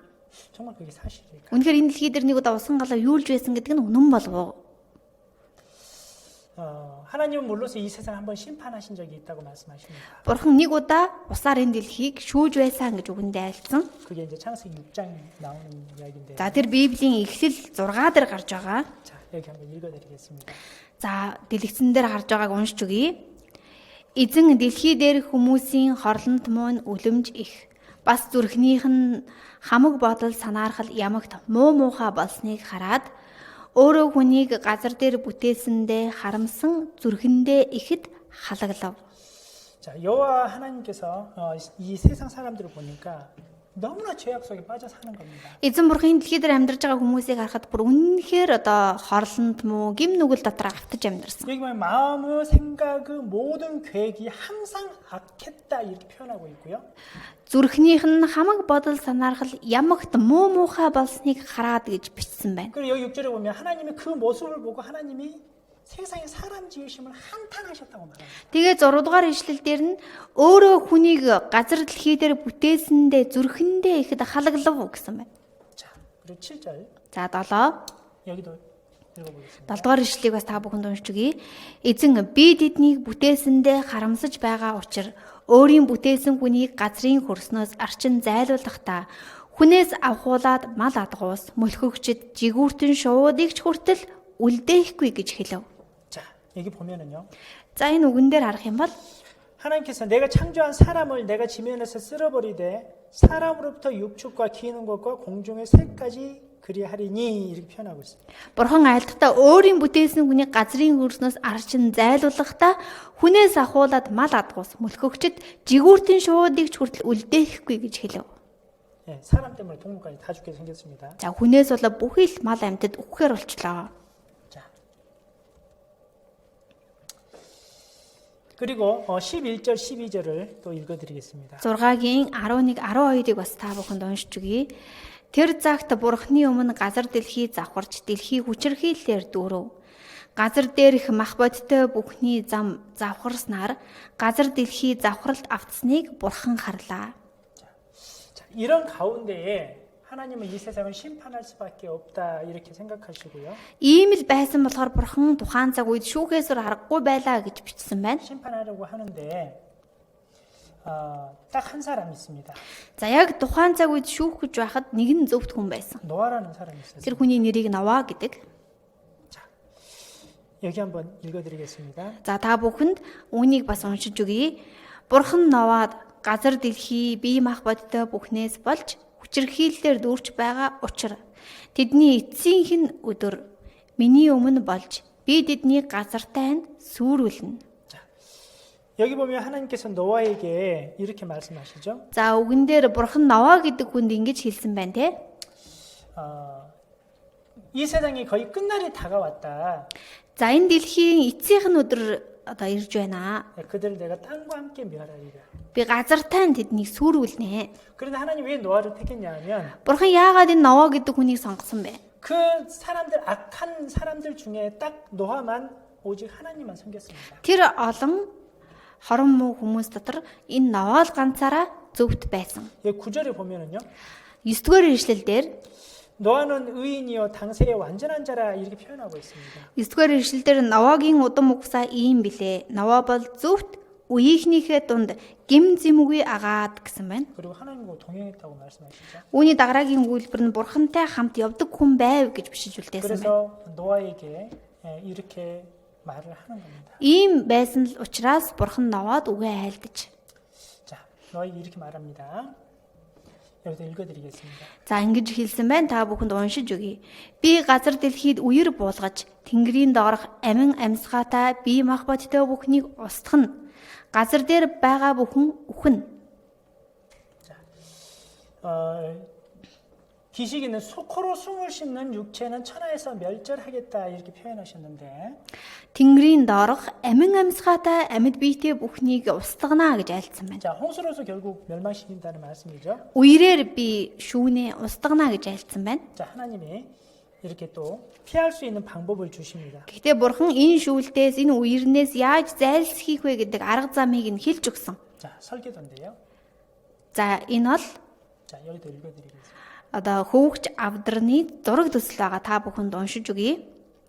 Чи говор модоор өөртөө нэгэн бүхээг хийж, бүхээг дотроо дасгалгаанууд гаргаж, дотор гадаргүй давирхаа түрх. Чи үүнийг яаж хийх вэ гэвэл бүхээгийн урт нь 300 дохой, өргөн нь 50 дохой, өндөр нь 30 дохой байна. Бүхээгтээ гэгэвч хийхдээ оройгоос нь 1 дохой хийн. Бүхээгийн хажуу талд үүд хийж, бас доод дунд дээд давхар гарга. 자, 노아는 하나님 말씀대로 배를 지읍니다. Нова Бурханы үгийн дагуу бүхээг хийсэн байна. 배가 다 지어진 후 얼마 후에 정말 홍수가 시작됩니다. Энэ бүхээг хийгээд дууссаны дараа үнэхээр бодтер үер буусан. 그래서 땅에 있는 모든 사람들이 멸절합니다. Газар дээр байгаа бүхий л амьд хамраараа амьсгалдаг бүхий л амьд биетүүд устгагдсан. 그리고 노아와 그 가족 8식구하고 거기에 타 있는 동물 암수 한 쌍이씩만 살아납니다. Нова болон Новагийн гэр бүлийн 8 гишүүд Новагийн бүхээгт орсон хосоороо суусан амьтад л амьд үлдсэн. 이게 정말 사실일까? Энэ үйл явдал нь үнэхээр яг үнэн байсан уу? Үнэн үү? 오늘 그거 알아보도록 하겠습니다. За үүнийг өнөөдөр бүгдээрээ сурч харцгаая. 자, 일단 영상 하나 보여드릴게요. За ийм үйл явдал байсан гэдэг бичлэг эхлээд бүгдээрээ үзье. 자, Ноагийн бүхээг барьдаг үеийн цаг хугацааг эргэн харуул. Хүндрэлтэн хүн ялцарсан. Бурхны өрөөлөөс хадуурсан. Бурхны анхаарлаас гарсан. Бурхны амлалтыг алдчихсан байсан. Тэд Бурхны гэрэл гэгээгүйгээр харанхуйд амьдарч байсан. Тиймээс тэд уг чанарын хувьд завхралд автан үзэсгүй доройтмол байдалтай болсон юм. Ийм хүмүүс Бурхны амлалтыг хүлээж авч чадхаа билсэн. Тэд Бурхны дүрийг харах, Бурхны дуу хоолойг сонсох чадамжгүй байсан. Учир нь тэд Бурхныг орхиж, түүний өгсөн зүйлсээс татгалзаж, Бурхны сургаалыг мартчихсан байсан юм. Тэдний зүрх сэтгэл Бурхнаас улам холдсоор ухамсараа, хүн чанараа алдаж, улам эвдрэн хорон санаатай болцгоосон. Тиймээс тэд өхөл рүүгээ ойртож, Бурхны уур хилэн шийтгэл дор унсан.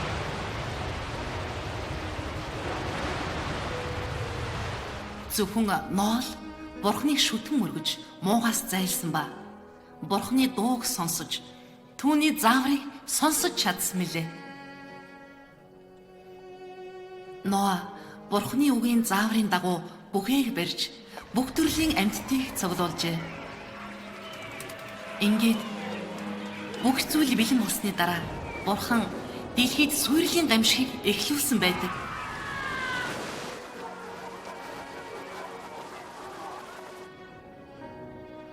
Ноа болон гэр бүлийнх нь 7 гишүүн л суйрлээс амьд үлдсэн.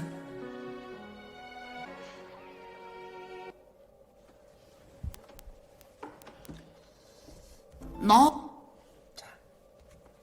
이런 일이 정말 사실이 있었을까? Энэ үйл явдал нь үнэхээр яг үнэн бодтгоо. 자, 하나님께서 노아에게 배 설계도를 이렇게 보여주십니다. Бурхан Ноад ийм зураг төслөөр бүхээг барьж хийгээрэй гэж үгэндээ айлцсан. 아, 이렇게 배를 만들면 되는구나. Ингэж бүхэгийг хийвэл болох юм байна. 그래서 배를 만들었는데 За тэгээд бүхэгийг хийсэн. 배가 엄청 큽니다. Энэ бүхээг нь үнэхээр асар том. 그 축구장 길이보다 더 길고요. Хөл бөмбөгийн талбайнаас жилүү урт. 또 기차 그 한 양 있잖아요. Галтрагны богоончиг гэж байдаг тийм ээ. 그게 바로 이제 이건데 그게 522개를 합친 만큼 그 정도로 큰 배입니다. 522 шиг богоончигтай тэнцэх хэмжээний том урт. 여기 한번 읽어드리겠습니다. За та бүхэнд үнийг уншиж өгье. Новаа хөвгүүд ихнэр бэрүүдтэйгээ хамт үерийн усны улмаас бүхээгтээ оржээ. Цэвэр амьтад, бузар амьтад, шувууд болон газраар мөлхөгч бүхэн Бурхны тушаасан ёсоор ир им хос хосоороо новаад очиж бүхээгт нь оржээ. 자, 봉주를 다 만든 다음에 이제 노아도 들어가고 이제 하나님께서 동물들을 인도하셔서 암수 항상씩 이렇게 배로 같이 들어가게 했습니다. Новаа болон Новагийн гэр бүлийн гишүүд орж Бурхан амьтдад тушааснаар амьтад ч ихсэн ирэм хос хосоороо бүхээгт орж суусан. 그리고 이제 드디어 홍수가 시작됩니다. За тэгээд үер бууж эхэлсэн. 자, 여기도 읽어드리겠습니다. За үүнийг та бүхэнд уншиж өгье. Тэгээд 7 хоногийн дараа дэлхийд үерийн ус буу.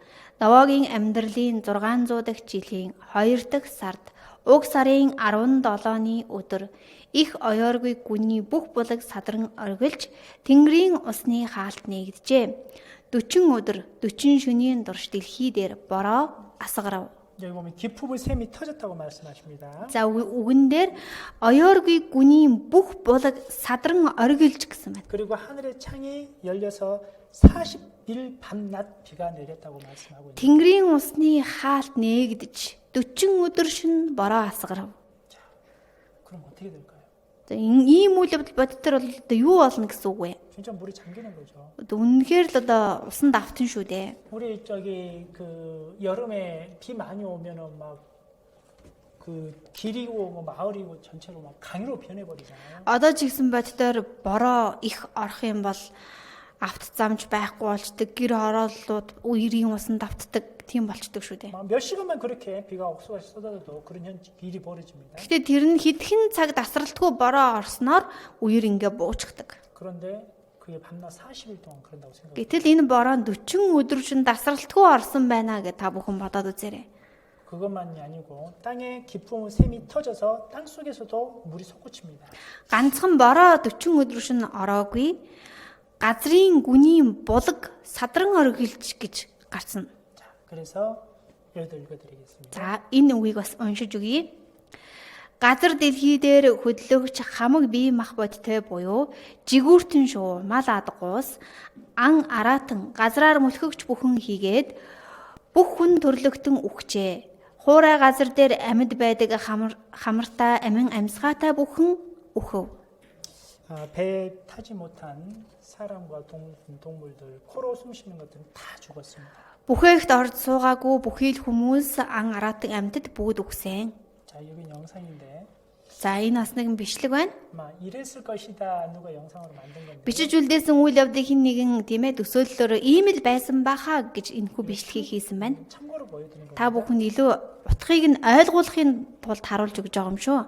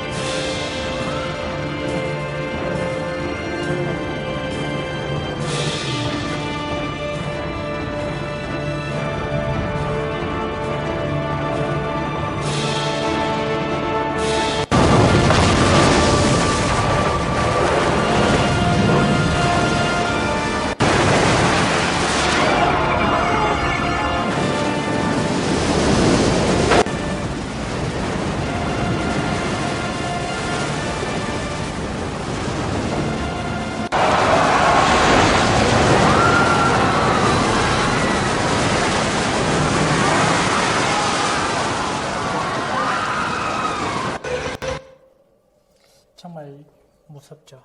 Үнэхээр одоо бичлэгээр харахад л үйл явдал хэтэрхий одоо би ардсгиймээр айдас сэтгүүлмээр байна тийм ээ. 자, 그런데 방금 본 영상처럼요. 그 엄청난 그 폭우와 비가 내림으로 인해서 배가 이제 뜨게 됩니다. Асар их хэмжээний тийм ээ газрын гүнийн булгууд садран оргилж их одоо олон өдөр бороо асгарч орсноор бүхээг маань усан дээр ингээ хөвж эхэлнэ. 자, 그런데 중요한 것은 그 큰 파도가 치고 하는데도 배가 정말 안전했을까 이런 부분도 생각되는데요. За гэхдээ эндээс нэгэн асуулт гарч ирэх боломжтой. Тийм хүчтэй давлгаалж, тийм их хэмжээний усан дээр энэ хүү бүхээг нь яг аюулгүй давтаж байж чадсан уу? 자, 예전에 한국에서 이런 일이 있었습니다. Дээр үед Солонгос нэгэн ийм үйл явдал болж байсан. 노아 배를 굉장히 축소해서 만들었는데 그 배가 정말 안전한지 아니면은 안전하지 않은지 실험을 한번 한 겁니다. За яг Новогийн бүхээгний хийсэн арга барилаар, арга замаар хэмжээг нь жижигрүүлээд завь хийж удсан байна. Үнэхээр яг далайн давлгаанд аюулгүй байх үгүй юу гэдгийг нь туршсан. 그러니까 성경에 나와 있는 그 비율대로 그대로 만들고 그대로 좀 모양을 축소만 한 겁니다. За Библиэлд яг бичигдсэний дагуу зураг төслийг нь харьцааг нь яг адилхан хийсэн. Харин хэмжээг нь багасгаж хийсэн. 그래서 이때 이제 한국이 배 만드는 나라로 세계 1위입니다. За Солонгос улс маань одоо завь бас хөлөг онгоц хийж үйлдвэрлэж гаргахдаа дэлхийд 1 номерт ордог. 그러니까 배가 안전하지 못한지 그런 테스트하는 그런 장치들이 한국에 다 있습니다. Тийм болохоор тухайн хөлөг онгоц, тухайн завь үнэхээр яг одоо даглаад гарсан үедээ аюулгүй байх уу гэдгийг нь туршилтын газар Солонгост байдаг. 그래서 정말 이 배가 안전한지 그것을 테스트해 본 겁니다. Тийм болохоор Новагийн бүхээг нь яг үнэхээр аюулгүй байх уу гэдгийг нь туршиж үзсэн байна. 이게 제일 그 왼쪽 끝에는 그 배 모형을 만들어 놓은 거고요. Зүүн талын булангийн хэсэгт нь одоо яг завийг хэлбэр дүрсээр нь хийж гаргаж ирсэн байна. 그 옆에 바로 이제 보면은 거기는 이제 큰 시험장입니다. За нөгөө талд нь харагдаж байгаа нь одоо тэр томоохон туршилтын газрын байр нь харагдаж байна. 그리고 컴퓨터로 조작을 하면 파도가 마치 바다에서 친 것처럼 이렇게 파도가 치게 만들 수도 있습니다. За тэгээд одоо компьютероор дамжуулаад тийм ээ яг бодитоор далайн давалгаа ийм хүчтэй давалгаалдаг гэдэг тийм команд хүртэл өгөх боломжтой байдаг. 그래서 노아 방주 그 설계도처럼 배를 만들었을 때 정말 이 배가 얼마나 안전을 할까 테스트를 했는데 Яг л Новагийн бүхээгний зураг төслийн дагуу хийгээд энэ яг үнэхээр яг аюулгүй байж чадахгүй аюулгүй байдлыг хэр хангаж байна вэ гэдгийг туршсан. 결과가 나왔습니다. Энэ туршилтын үр дүн гарсан. 자, 우리 인류가 아직까지 그 관측하면서 바다에서 가장 큰 파도를 관측한 게 30m 높이입니다. За хүн төрлөختний түүхэнд тийм ээ далай дээр давалгаалахад тэрхүү давалгааны өндөр нь хамгийн урт одоо хамгийн их байсан 43 м. 그냥 파도가 30m면 쉽게 말하면 그 10층짜리 건물을 그대로 그냥 덮을 수 있는 그런 파도라고 생각하시면 됩니다. За тэгвэл 40 м-ийн давалгаа нь одоо хэр одоо их тийм аюултай байдаг вэ гэвэл 10 давхар байшин тэр давалгаа шууд ингээд давалгаагаар хөмрөх бүрэн чадaltaй тийм давалгаа байдаг байна. 이제 과학 실험 결과 나왔다. За туршилтын үр дүн гарлаа.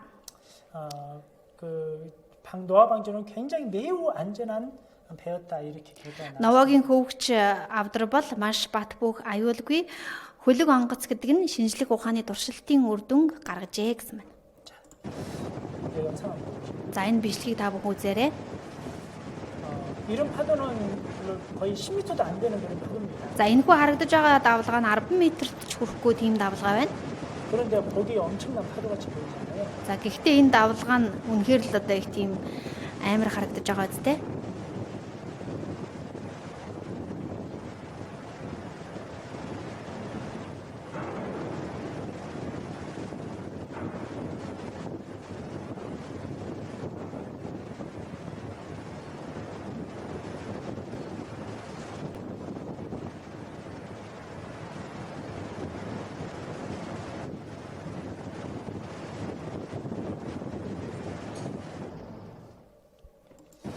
이보다 훨씬 더 큰 파도를 견뎌야 되는데 노아 방주가 과연 견딜 수 있을까 이런 실험을 해본 겁니다. Инээс илүү хүчтэй, инээс илүү том давалгааг даван туулах хэрэгтэй байсан. Тэгвэл Новагийн бүхээг нь яг тийм хэмжээний аюулгүй байдлыг хангаж чадсан байсан уу? 그래서 결과가 이렇게 나왔는데요. За тэр туршилтын тэр шинжилгээний үр дүн ингэж гарсан байна. 방주의 안전성은 배 만드는 사람 전문가들도 인정을 했다. За хөөгч авдрын доктортой байдлыг одоо мэрэгчлэтнүүд ч мөн хүлээн зөвшөөрч байна гэсэн байна. 여기 한번 읽어주시죠. За доор байгаа хэсгийг уншиж өгье. За урт өргөний харьцаа 6.1. Энэ нь 43 м-ийн давалгаа юм. Далайд амьдардаг амьтдаас гадна 32,500 амьтад суусан ч усан онгоцны бүх эзлэхүүний 3/1-ийг эзэлсэн юм.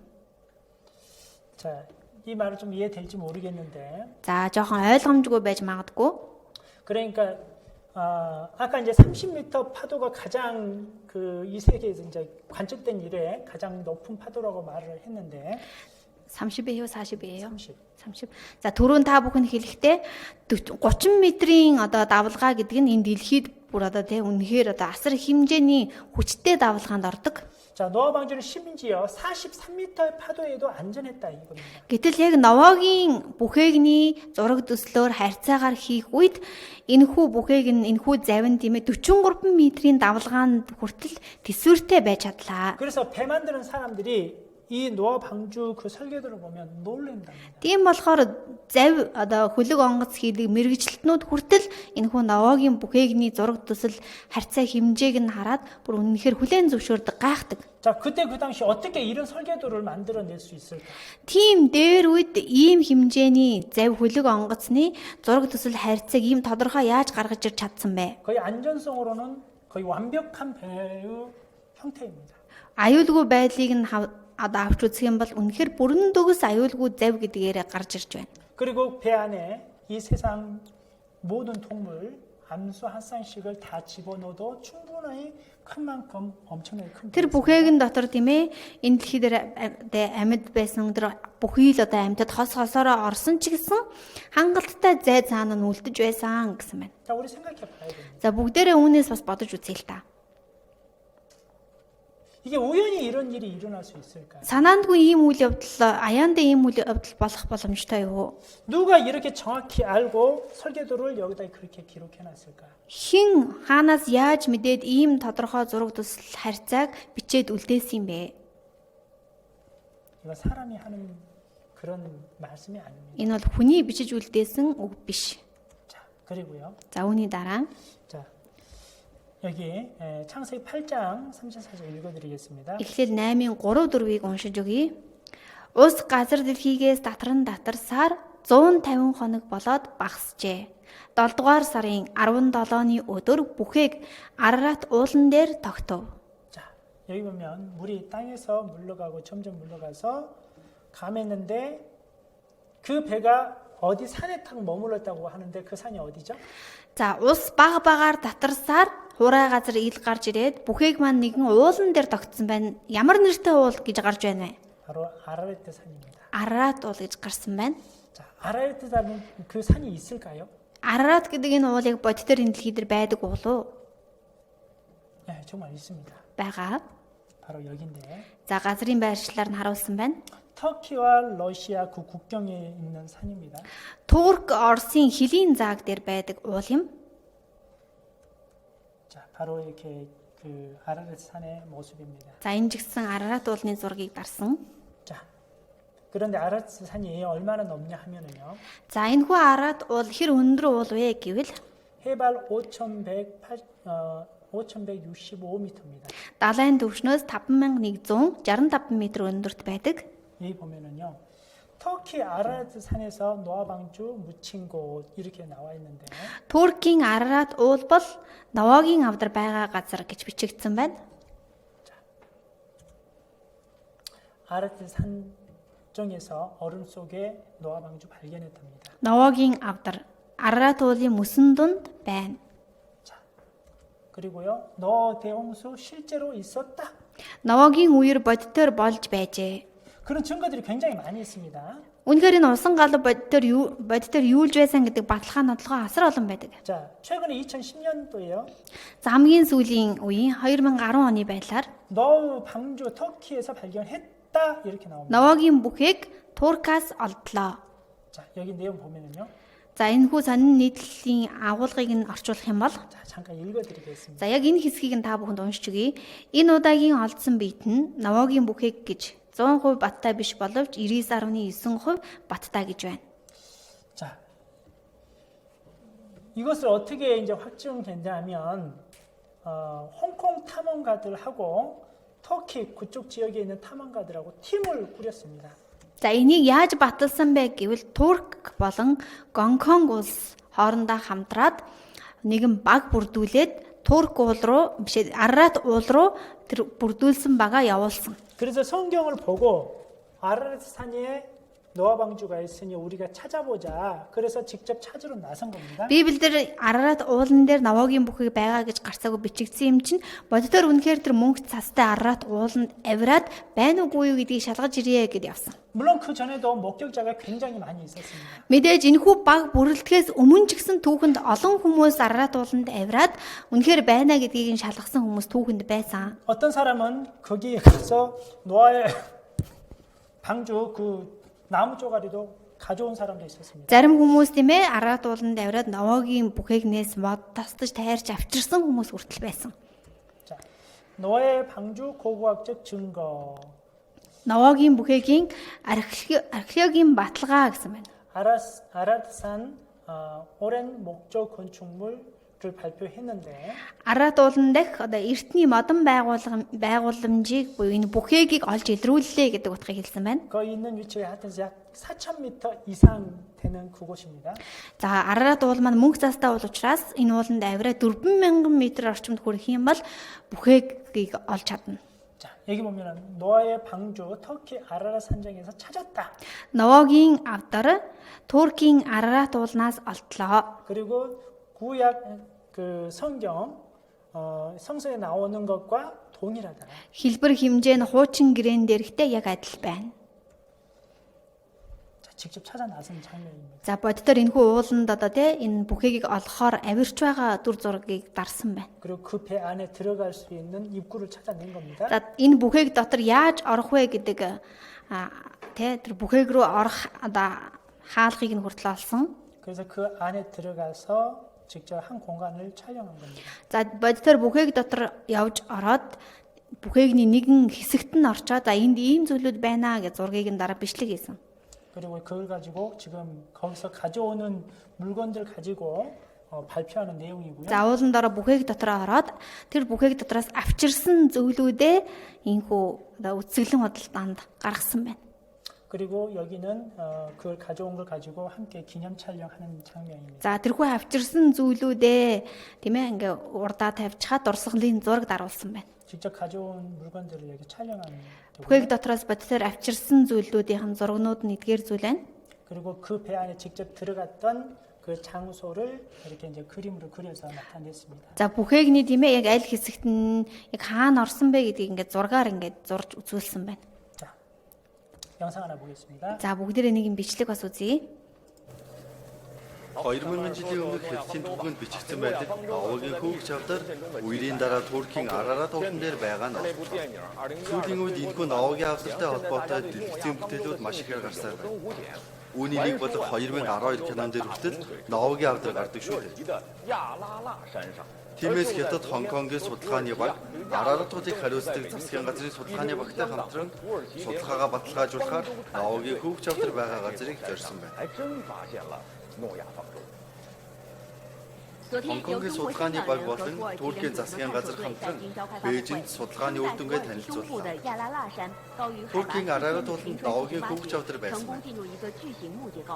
Нидерландын мэргэжилтнүүд олооруудыг нарийн шалгаж үзсний эцэст Арарат уулан дээр байгаа зүйл нь гарцаагүй Новогийн авдар мөн байна гэж зарлалаа.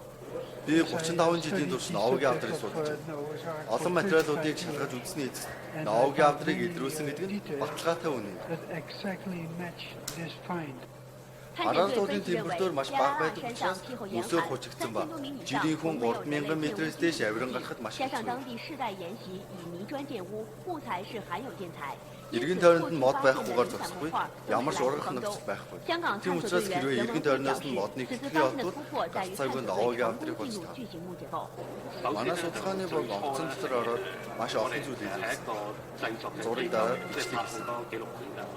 Новогийн авдрын цуглуулсан материалуудаараа Хонконгийн музейд бид нэр цаашдаа үзэсгэлэн гаргах. 好似隻挪亞方舟咁樣嘅形狀，咁啊根據聖經裏邊所記載嘅尺寸咧，去做咗出嚟。 Энэ удаагийн судалгааны үр дүнгээр хүүхэнд бичигдсэн байдаг Новогийн авдар үнэн гэдэг нь батлагдлаа. 尽管如此，有报道称，土耳其当地官员对此相当重视，拟将来把发现申请列入联合国世界文化遗产。北京台报道。 Библийн Эхлэл номон дээр гарч буй Новогийн авдрыг үнэн гэж байна.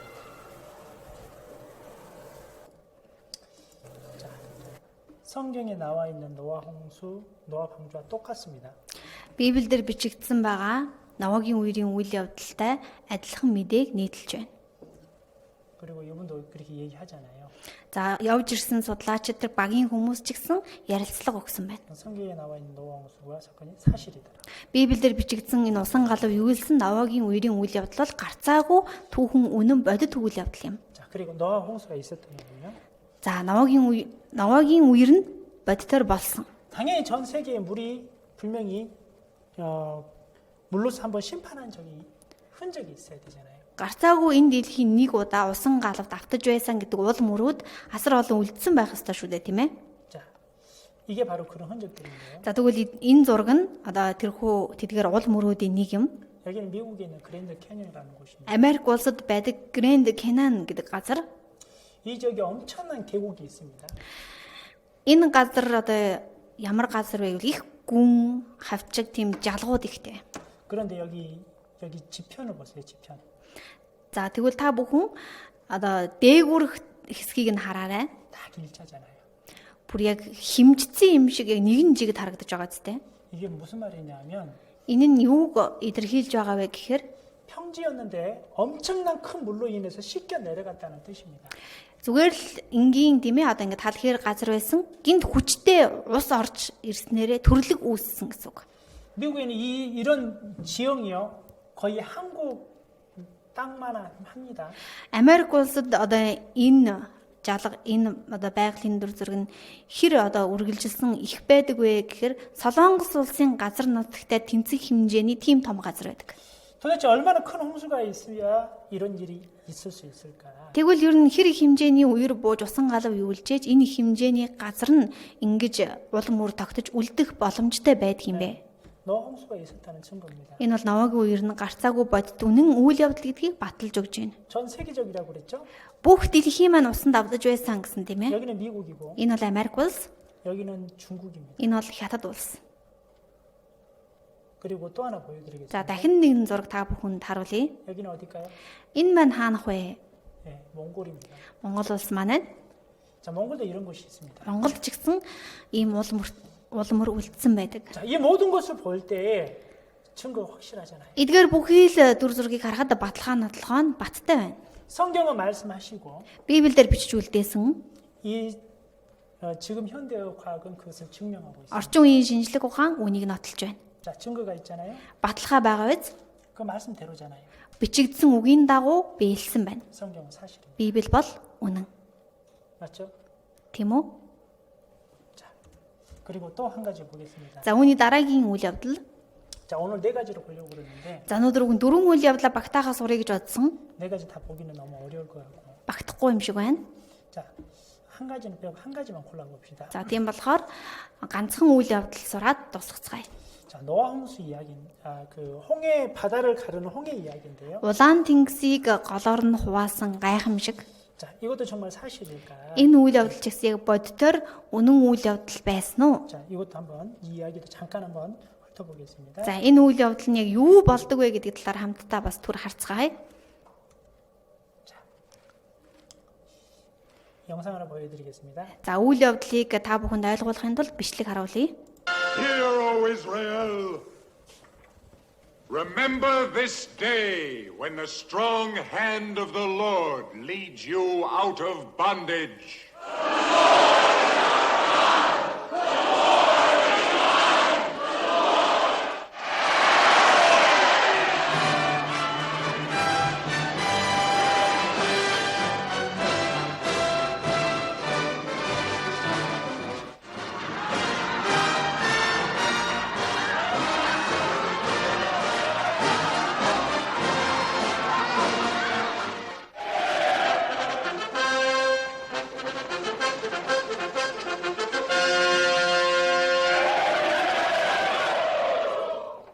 Remember your firstborn.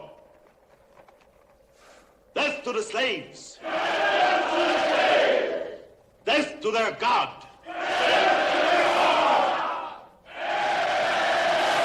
Forward!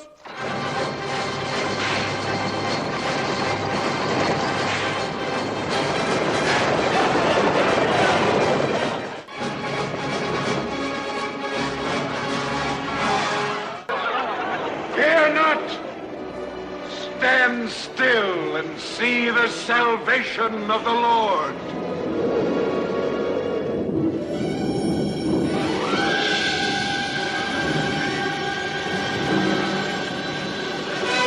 The pillar of fire! It is the breath of God!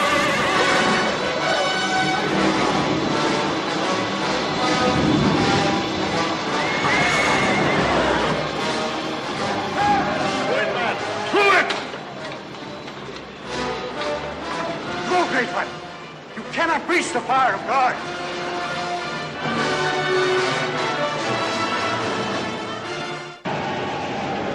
Behold his mighty hand.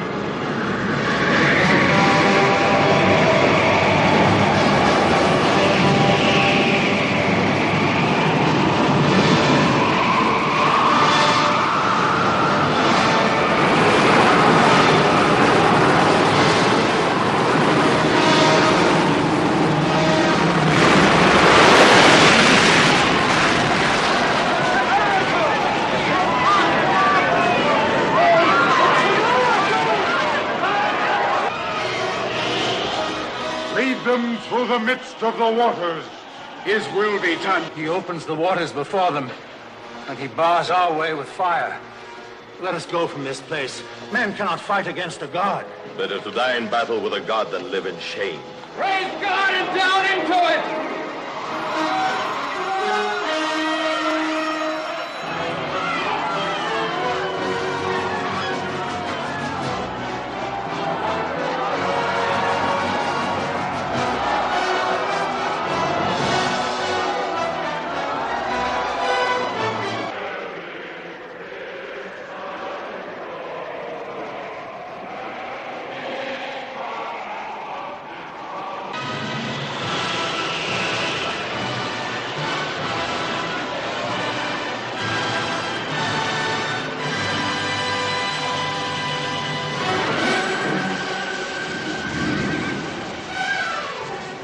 Fire dies. On the pursuit!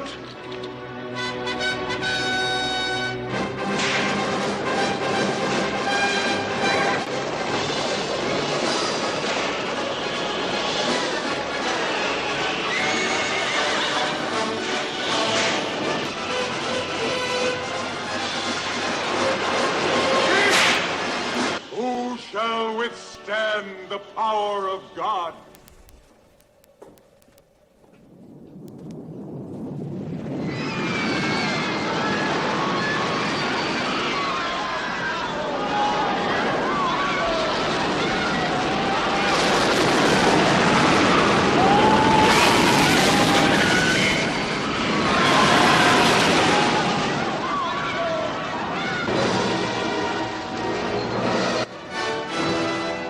Thou didst blow with thy winds.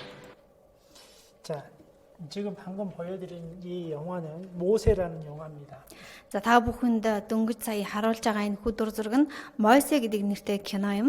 자, 모세는 성경에서 굉장히 유명한 사람 중에 한 사람인데요. За энэ Мойсе гэдэг нэртэй хүн нь Библиэлд одоо их алдартай бичигдэж үлдсэн хүн байгаа. 네, 그 이스라엘 백성들이 애굽에서 종으로 살고 있었습니다. Израилийн ард түмэн Египтэд колоничлогдож байсан. 하나님은 모세에게 말을 합니다. Бурхан Мойсед ингэж үгэндээ айлцсан. 나는 내 백성 이스라엘 민족을 애굽에서 끄집어내서 내가 너에게 준 약속의 땅 가나안으로 데려가라. Чи миний ард түмэн Израилийг Египтээс удирдан гаргаж миний амлалтын газар болох Канаан нутаг руу удирдан чиглүүлд. 그 과정에서 생긴 일입니다. За тэгвэл тэрхүү одоо тэ удирдах байгаа үйл явц донд процесс дотор юу болсон бэ гэдэг нь энэ нэгэн үйл явдал юм аа. 모세는 하나님의 인도함을 따라 홍해 앞바다로 이스라엘 민족을 이끌입니다. Мойсе бурхны айлцсан үгийн дагуу Израилийн ард түмнийг улаан тэнгис рүү удирдан дагуулan гарч ирж байгаа. 그런데 딱 와 보니 앞에는 바다입니다. Гэтэл ард түмнийг дагуулаа гарч ирэхэд урд нь далай. 갈 데가 없어요. Ийш тийшээ явъя гэсэн чуураа газар байхгүй. 자, 뒤에는 이집트 군대가 쳐들어와서 금방이라도 와서 다 죽일 것 같습니다. Араас нь Египтийн зэргүүд хөөж ирээд төд удалгүй Израилийн ард түмнийг хөнөөх гэж байгаа мэт харагдана. 그 순간 하나님께서 홍해를 가르십니다. Яг тэр агшинд бурхан улаан тэнгисийг голоор нь хуваасан. 그리고 이스라엘 민족을 다 건넌 후에 Тэгээд голоор нь хуваагаад хуурай газар ил гарангууд Израилийн ард түмэн бүгдээрээ улаан тэнгисийн голоор хуурай газараар гарч дууссаны дараа 바다가 갈라진 그 길을 그 이집트 군대도 막 쫓아옵니다. араас нь жигсэн Египтийн зэргүүд давтлан дайран орж ирдэг. 그리고 다시 물이 합쳐지면서 29 군대는 완전히 그것을 멸절당하죠. Египтийн зэргүүд дайран орж ирэх үед хуваагдсан далай маань буцаж нийлээд Египтийн зэргүүд бүгд усанд живж өгдөг. 자, 그 일이 과연 정말 사실일까? За энэ үйл явдал нь ч гэсэн яг үнэхээр бодит үнэн үү? 자, 여기 한번 읽어드리겠습니다. За та бүхэнд Библийн энэ ишлэлийг уншиж өгье. Мойсе гараа далай дээгүүр сунгав. Эзэн шөнийн дурш дорны хүчит салхиар далайн усыг ухраасанд ус хуваагдж хуурай газар гарав. Израилийн хүүгүүд далаа дундуур хуурай газраар явхад ус тэдний баруун зүүн талд хан мэт байв. 자, 방금 그 영화 보신 것처럼 바다는 그 이스라엘 민족이 건너는 양옆에 벽이 되었다고 말하죠. Та бүхэн саяны кинон дээр харсанчлан Израилийн ард түмний баруун зүүн талд нь далайн ус хан мэт байв гэж бичсэн байна тийм ээ. 그리고 또 여기도 한번 읽어드리겠습니다. За энэхүү ишлэлийг бас уншиж өгье. Ус буцан ирж тэрэгт зэрэг ба морин зэргүүд буюу Израильчуудын хойноос далай руу орсон фараоны бүх зэргийг бүрхэн авсанд тэднээс нэгэн ч үлдсэнгүй. 자, 결국 그 이집트 군대들은 이스라엘 민족을 그대로 따라오다가 그 물에 빠져 전멸당합니다. Израилийн ард түмнийг араас нь хөөж дагаж орж ирсэн Египтийн хаан, Египтийн цэргүүд бүгд усанд живж өгсөн. 그런데 그 지형이 어딜까? За яг тэр үйл явдал болсон хэсэг нь яг хаана юм бэ? 찾았습니다. За тэрхүү одоо тий далайн яг аль хэсгээр гарсан бэ гэдгийг олж 성경에 илрүүлсэн. 나와 있는 경로로 그렇게 따라가면 그 지형이 나오는데 За Библиэлд бичигдсэний дагуу л дээ ингээд хайх юм бол яг далайн аль хэсгээр нь гаталсан бэ гэдгийг нь алдахаар байдаг. 바로 이제 이곳입니다. За дэлгэцэн дээр тэр хэсгийг нь харуулж өгсөн байна. 이게 이제 아카바 반도인데요. 아카바라고 한 그 반도인데 여기 보면은 한쪽에는 시나이 사막이고요. За нэг талд нь Синан цөл байгаа. 또 한쪽에는 사우디아라비아의 땅이 있습니다. За гатлаад цаа талд нь Саудын Арабын газар нутаг байна. 자, 그 사이에 바다가 있는데 그게 바로 홍해입니다. За голоор нь яг урсаж байгаа далайг Улаан тэнгис гэж нэрлэдэг. 그래서 여기를 건넌 겁니다. За яг зураасаар ингээд татцсан байгаа энэ далайн одоо хэсгээр гаталж гарсан сум заасан байгаа хэсгээр. 자, 지도로 보면 바다 지도로 보면 이렇게 보이는데. За энэхүү Улаан тэнгисийн газрын зургийг нь ингээ харах юм бол ингэж харагддаг. 자, 참 특이하게 이스라엘 민족이 건너는 그 지역만 낮습니다. Хамгийн хачиргалтай нь Израилийн ард түмэн яг одоо тий голоор нь гатлаад гарсан тэр хэсэг л гүйхэн хэсэг нь. 그 홍해바다 평균 깊이가요 거의 1000m 정도 됩니다. Энэ Улаан тэнгисийн хамгийн одоо тий ердийн гүн нь гэх юм бол 1000 м байдаг. 그런데 그 이스라엘 민족이 그 건너는 그 지역만 굉장히 낮습니다. Харин хамгийн хачиргалтай нь Израилийн ард түмэн яг гаталж гарсан тэр хэсэг нь л хамгийн гүйхэн хэсэг. 그래서 그 지형을 탐험하는 사람도 있었는데요. За тийм болохоор яг энэ хэсгээр гаталж гарсан гэдэг хэсгийг нь судлаачдаас усан дотор орж судалж үзсэн байна. 그 지형에서 여러 가지 증거를 발견합니다. За яг тэр далайн гүнээс олон баталгаа нотлохоо эд зүйлсийг олсон. 그 증거들이 뭐냐면 병거 바퀴들이거든요. За тэрхүү олдсон эд зүйлс нь юу байсан бэ гэвэл морин дэргэний дугуйнууд байсан. 그 모세 당시의 병거들의 모습이 이 모양이었습니다. За энэ түүхэнд амьдарч байсан Мойсе гэдэг хүний цаг үед л ийм морин дэргэний дугуй хэрэгэлдэг байсан байна. 실제로 그 지역에서 그 바다 밑에서 나오는 병거들의 사진들입니다. За энэ дэлгэцэн дээр харагдаж байгаа зураг нь боддоор тэр далайн гүнээс олдсон морин дэргэний дугуйнуудын зураг. 자, 그 지형을 직접 가보면은요. За тэрхүү гүйхэн гаталсан хэсгийг нь очоод судлах үед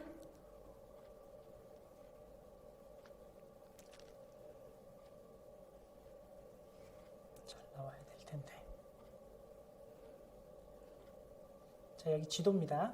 За та бүхэнд би дэлхийн газрын зураг харуулж байна. 안 보이는구나. Дэлгэцэн дээр харагдахгүй байгаа юм байна. 잠깐만요. Түр хүлээж өгөөрэй. 거기라네.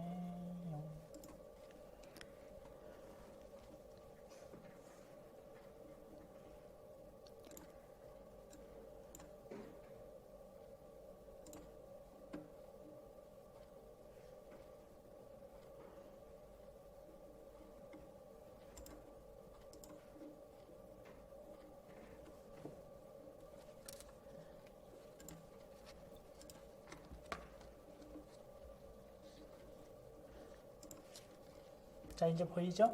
За одоо дэлгэцэн дээр харагдаж байгаа бах тийм ээ. 이게 지도입니다. За дэлхийн газрын зургийг харуулж байна.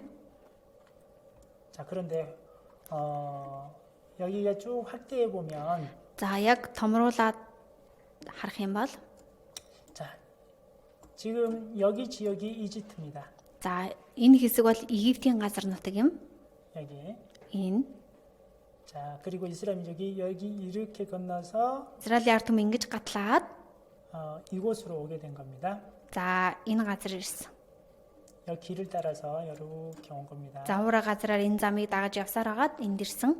그리고 여기서 모이는 겁니다. За тэгээ энд ард түмэнд цуглараад 더 байсан. 이상 갈 데가 없어요. Энээс цаашлаа явъя гэхээр ураа газаргүй болчихсон. 뒤에는 애국 군대, Араас нь Египтийн зэргүүд хөөгд ирж байгаа. 앞에는 바다. Урд нь далай. 어떻게 할까? Яах вэ? 하나님이 여기 바다를 가르신 겁니다. Бурхан яг энэ хэсгийг яг далайн энэ хэсгийг хувааж өгсөн.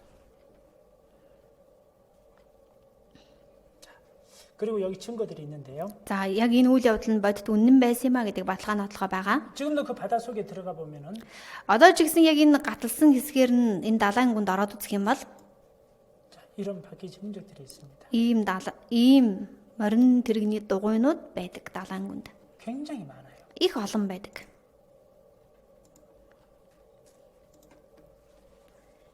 자, 이거 뭘로 설명할까요? За энийг тэгвэл юугаар тайлбарлах вэ? 자, 영상 하나 보겠습니다. За та бүхэнд нэгэн баримттай бичлэг харуулъя.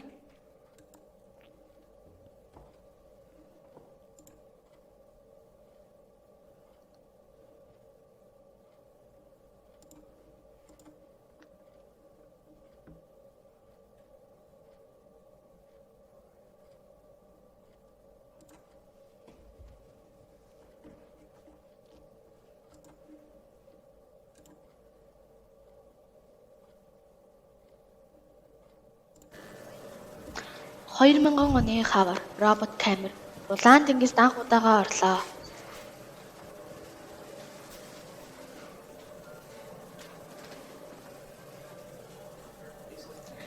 Анх удаа автомат удирдлагатай камер тэр хүн рүү орсон юм.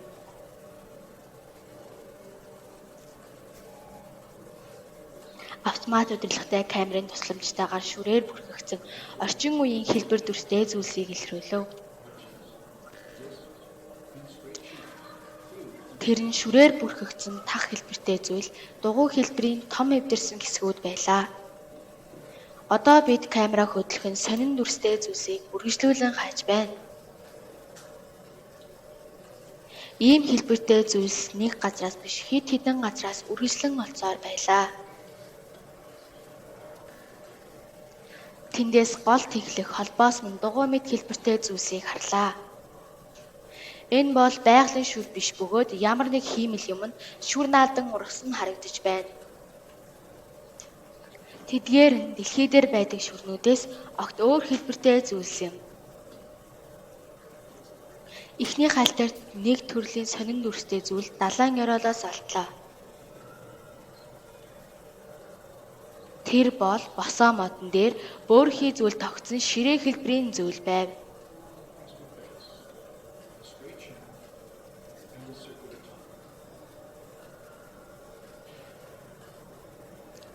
Тэр нь 90 градусын тодорхой өнцгтэй буюу дугуйн гол төмөр ба дугуй хоорондын өнцөг байлаа. Та бүхэн ч гэсэн янз бүрийн хэлбэрийн байгалийн шүр ба хүний бүтээсэн зүйл дээр ургасан шүрийн ялгааг мэдэх байхаа.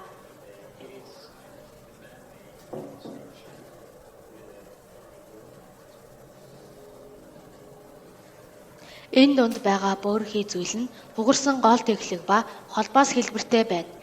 Энэ нээлт нь хоёр төрлийн чухал ач холбогдолтой юм. Нэг нь эртний Египтэд ийм хэлбэрийн дугуй хийж байсан цаг үе ба Мосе Улаан тэнгисийг гаталсан гэж бодож байсан цаг үеийг тодорхой болгосон бөгөөд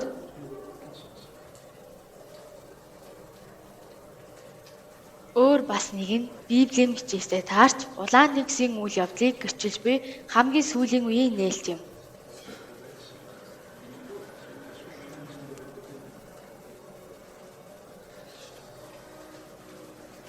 Эзэн Египтийн цэргүүдийг үзээд тэдний тэрэгний дугуйг мулталж Египтээс гарсан 14.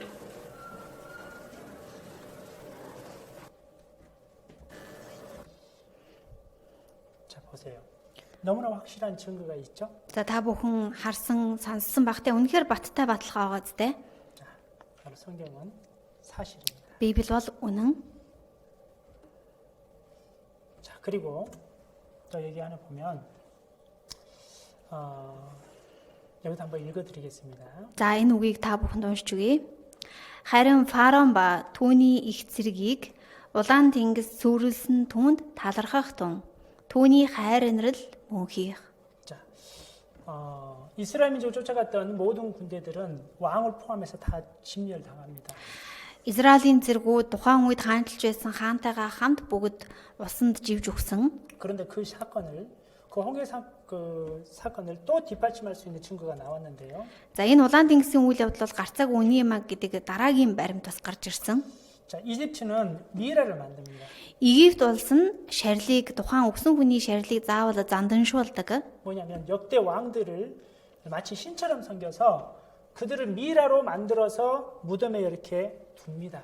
Цаг үе болгоны хаана бараг л бурхан шиг дахиж шүтдэг байсан учраас хааныхаа зохицыг заавал удаан хадгалахын тулд занданшуулдаг байсан байна. 그래 수천 년이 지나도 썩지 않습니다. Тэгэхээр ингээд шарилыг занданшуулчихаар хэдэн мянган жил өнгөрсөн ч ялзарч мууддаггүй байх нь. 그 미라를 이제 발굴해서 보관하는 장소가 이제 바로 이집트 카이로 박물관이라는 곳인데. За Египтэд Кари гэдэг нэртэй музей байдаг. Энэ музейд хаадынхаа занданшуулсан шарилыг хадгалдаг. 이곳에 가면 그 미라를 볼 수 있습니다. Энэ музейд очих юм бол тэр цаг үеийн хаадын занданшуулсан шарилыг нь харах боломжтой байдаг. 역대 왕의 미라가 약 25구 정도 있습니다. Түүхэнд хаанчилсан хаадын 25 орчим хааны занданшуулсан шарил хадгалагддаг байна. 여기는 절대로 카메라로 함부로 촬영도 못하게 만들고. За энэ музейд орох юм бол тухайн одоо тэр хаадын занданшуулсан шарилны зургийг камераар дарж зургийг нь авахыг хориглдог. 여기서 그걸 관람하려면 돈을 더 줘야 된다고 하더라고요. За тэрхүү шарилыг зургийг нь дараа бичлэг авъя гэвэл бас тийм ээ тэнд ажиллаж байгаа хүмүүст хахуул өгөх хэрэгтэй гэж бас хэлж байсан. 자, 이게 미라들을 보관한 모습입니다. За энэ занданшуулсан шарилыг ингэж шилэн хоргонд хийж хадгалж байгаа дүр зургийг харуулж. 자, 보통 미라는 이렇게 생겼습니다. За ихэнх одоо тийм ээ занданшуулсан шарилууд бол ийм бордуу байдаг. 젓갈색으로 되어 있죠. Бор шаргалдуу өнгөтэй. 자, 그런데 자, 한 미라만 유독이 좀 하얀 색깔의 좀 이상한 미라가 있습니다. Гэтэл яг ганцхан одоо занданшуулсан шарил их тийм цагаавтар өнгөтэй байгаа. 자, 사람들은 궁금했습니다. Хүмүүс энийг их сонирхсан байна. 학자들은 연구하기 시작했습니다. Эрдэмтэд ч гэсэн судалж эхэлжээ. 도대체 모세를 쫓아갔다가 물에 빠진 왕은 과연 누구일까? Мойсег араас нь хөөгөөд цэргүүдтэйгээ далайн усанд живж өгсөн хаан хин юм болоо. 그래 찾았죠. Тэгээд хайж олсон. 자, 모세를 쫓아간 그 왕 19대 메르네프타라는 그 왕이 바로 그다 이렇게 했는데. За, Мэрнэ Бита гэдэг нэртэй 19 дэх хаан нь Мойсег араас нь дагаж цэргүүдтэйгээ ороод усанд живж өгсөн байна. 그 미라만 유독이 이런 부분들이 있습니다. Энэ одоо хааны занданшуулсан шарилнд л ийм онцлогуд байна харуулъя. 자, 첫 번째는 뭐냐면 다른 미라들은 다 젓갈색인데 이 미라만 좀 하얀색입니다. За нэгдүгээрх нь ямар шинж тэмдэг вэ гэвэл бусад занданшуулсан шарил нь бор шаргалдуу байхад энэ занданшуулсан шарил ганцаараа цагаан. 그리고 얼굴이 많이 일그러지고. Нүүрнийх нь хэлбэр дүрс их алдагдсан. 그리고 눈썹이 없어졌고 뭔가 그려놓고. Хөмсг нь алга болсон учраас хөмсгийг нь зурсан. 귀는 마치 물고기에 뜯긴 것처럼 되어 있고. За үүний дараагийнх нь чих нь одоо тэ чихнийх нь дэлбэн загас мэрж идсэн шинж тэмдэг ажиглагдсан. 몸에는 소금기가 있었던 겁니다. Бүхий л одоо биеинд нь тийм ээ тийм давс шингэсэн дүр төрх харагдсан. 바로 이 미라가 바로 그 왕이었던 겁니다. Тэгэхээр энэ занданшуулсан шарил бол араас нь дагаж ороод далайн усанд живж өгсөн хааны шарил. 자, 보세요. 자, 얼굴은 뭔가 굉장히 많이 일그러져 있습니다. За нүүрний хэлбэр бол их алдагдсан нь харагдаж байна. 그리고 눈썹 한번 보세요. За хөмсгийг нь хараараа та бүхэн. 보통 미라들은 눈썹이 다 있거든요. Бусад занданшуулсан шарилуудыг харах юм бол бүгд хөмсгтэй. 이 미라는 눈썹이 없어서 뭔가 물감으로 그려놓은 것 같아요. Энэ хааны хөмсг байхгүй учраас будгаар зурсан байна. 그리고 귀를 보세요. Чихийг нь ажиглаарай. 귀가 있어요, 없어요? Чих байна уу байхгүй нь? 네, 뭔가 물고기 같은 게 뭔가 뜯어먹었다는 그런 흔적이 있어요. Чихнийхэн дэлбээг загас ч юм уу тийм ээ далайн гүнд байгаа одоо тэр амьтад мэрж идсэн шинж тэмдэг харагдаж байна. 그리고 이 하얀 색깔은 뭔지 아십니까? За хитрхийг одоо тийм ингээ хужир шиг цайраад байгаа энэ хэсгүүд юу вэ гэвэл 바로 소금기예요. давс юм аа. 그런데 이 미라가 마치 약속이라다 하듯이 모세 당시의 왕이었던 겁니다. Гэтэл яг энэ хаан хизээ ямар цаг үед хаанчилж байсан бэ гэдгийг нь олсон чинь яг Мойсе гэдэг энэ хүн амьдарч байх үед Египтийг хаанчилж исэн хамун байсан байна. 자, 그럼 한 가지 물어보겠습니다. За тэгвэл та бүхнээс нэгэн асуулт асууя. 지금까지 보여주는 증거를 통해서 생각해 보면 Өнөө хүртэл үзүүлсэн бүхий л баримт нотлохоог харах юм бол 홍해 사건이 그냥 꾸며낸 이야기일까요? 사실일까요? энэ улаан тэнгисийн үйл явдал нь ч гэсэн хин нэгний зохиогоод гаргаад ирсэн яриа байна уу? Бодит яг түүхэн болсон үйл явдал байна уу? 확실한 증거가 있죠. Баттай баримт нь байна шүү дээ. 그리고 성경 말씀 그대로 되어 있잖아요. Бас Библиэлд бичигдсэний дагуу биелэгдсэн байна. 그래서 성경은 사실입니다. Ийм учраас Библи бол үнэн.